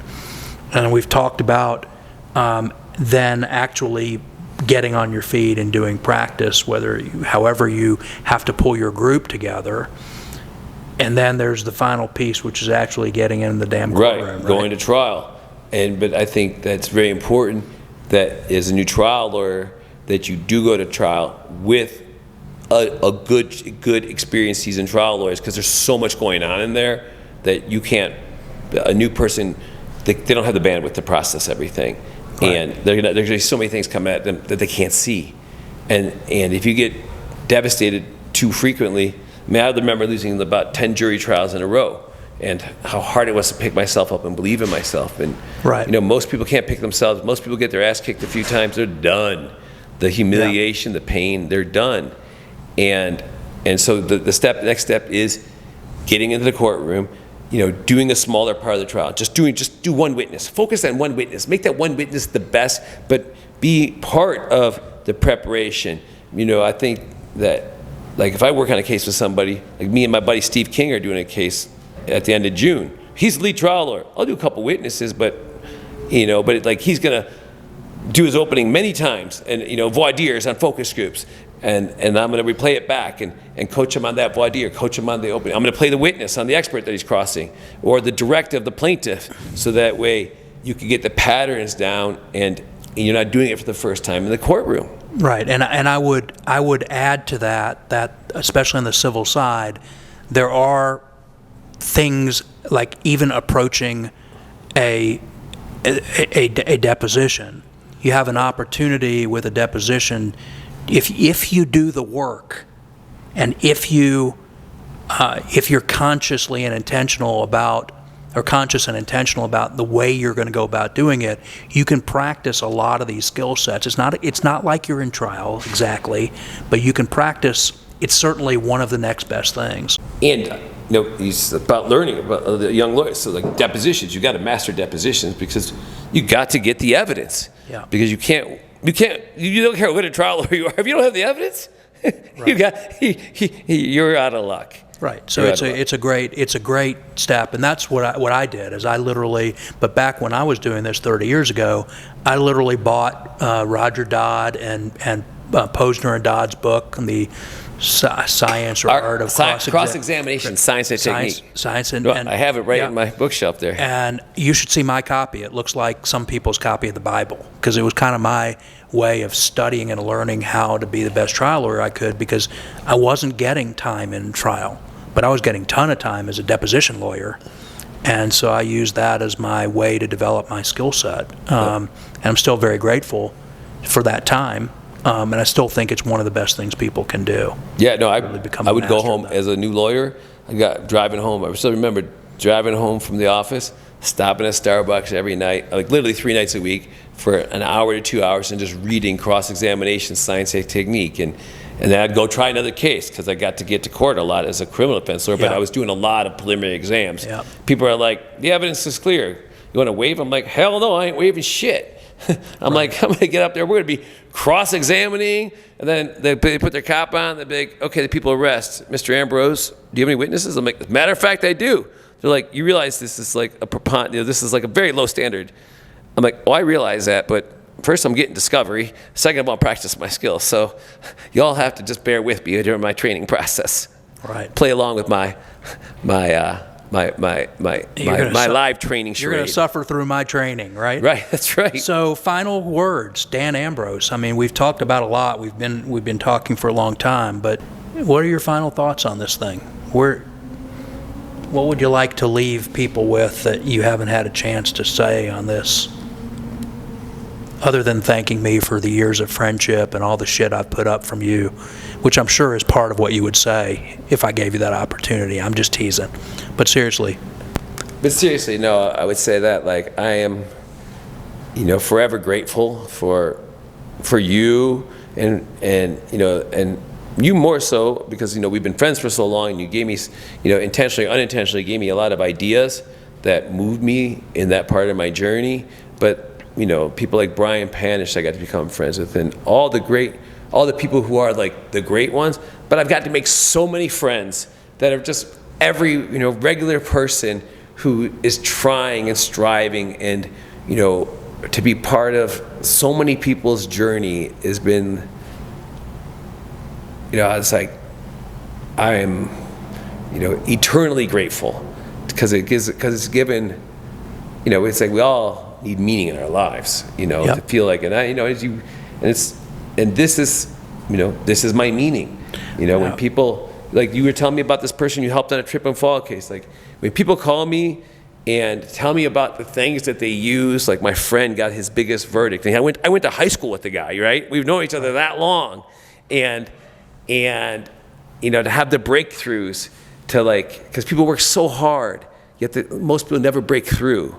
And it's funny because it's like the slogan on the stage, the banner says "breaking through to the trial lawyer in you," and this is what it's about. It's like if you want it, like if you really want this thing called being a great trial lawyer, you can have it if you're willing to pay the price. And the great thing about today is the price is there. You know what the price is. You know what you have to do. If you're willing to do it, you can have it. But if you don't, it was your choice. It was your choice not to do the work, and that's fine, because it's not for everybody. Yep. That's it. My charge to you, so to speak, is to continue to bring your creative self to this table, because you do that, and to continue to march to your own drummer, which you do, which has produced a platform where what you just talked about is possible, where I think for a better time than has ever existed, if you want to do it, there's a place, there's a platform. Cost is only your effort and your time, because at the end of the day, you've made it affordable for people to do that. And I know I can say this because you've said it to me before, nobody should ever feel like price stops them from doing this. If they got that kind of problem, they need to reach out to you, and you'll figure out some way to help them. But that's my charge to you, is if you keep doing what you're doing, we keep advancing the ball. And I know you believe, like I believe, that our responsibility is not only to be the best us, but to build an army of people who can continue to fight for justice, whether it's on the civil side or the criminal side. And that's the difference we're really hoping for, right? Right. I call it the Army of Light. The Army of Light. I love that. So let's close out with that. To the Army of Light. Yes? Yes. Thanks, Joe. Yeah, appreciate great. you. Ready to train with the Titans and set records with your verdicts? Register for our live conferences and boot camps at triallawyersuniversity.com.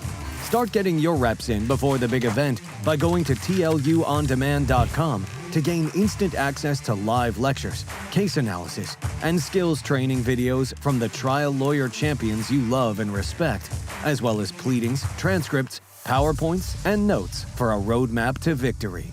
Join the group that continues to get extraordinary results. Trial Lawyers University, produced and powered by LawPods.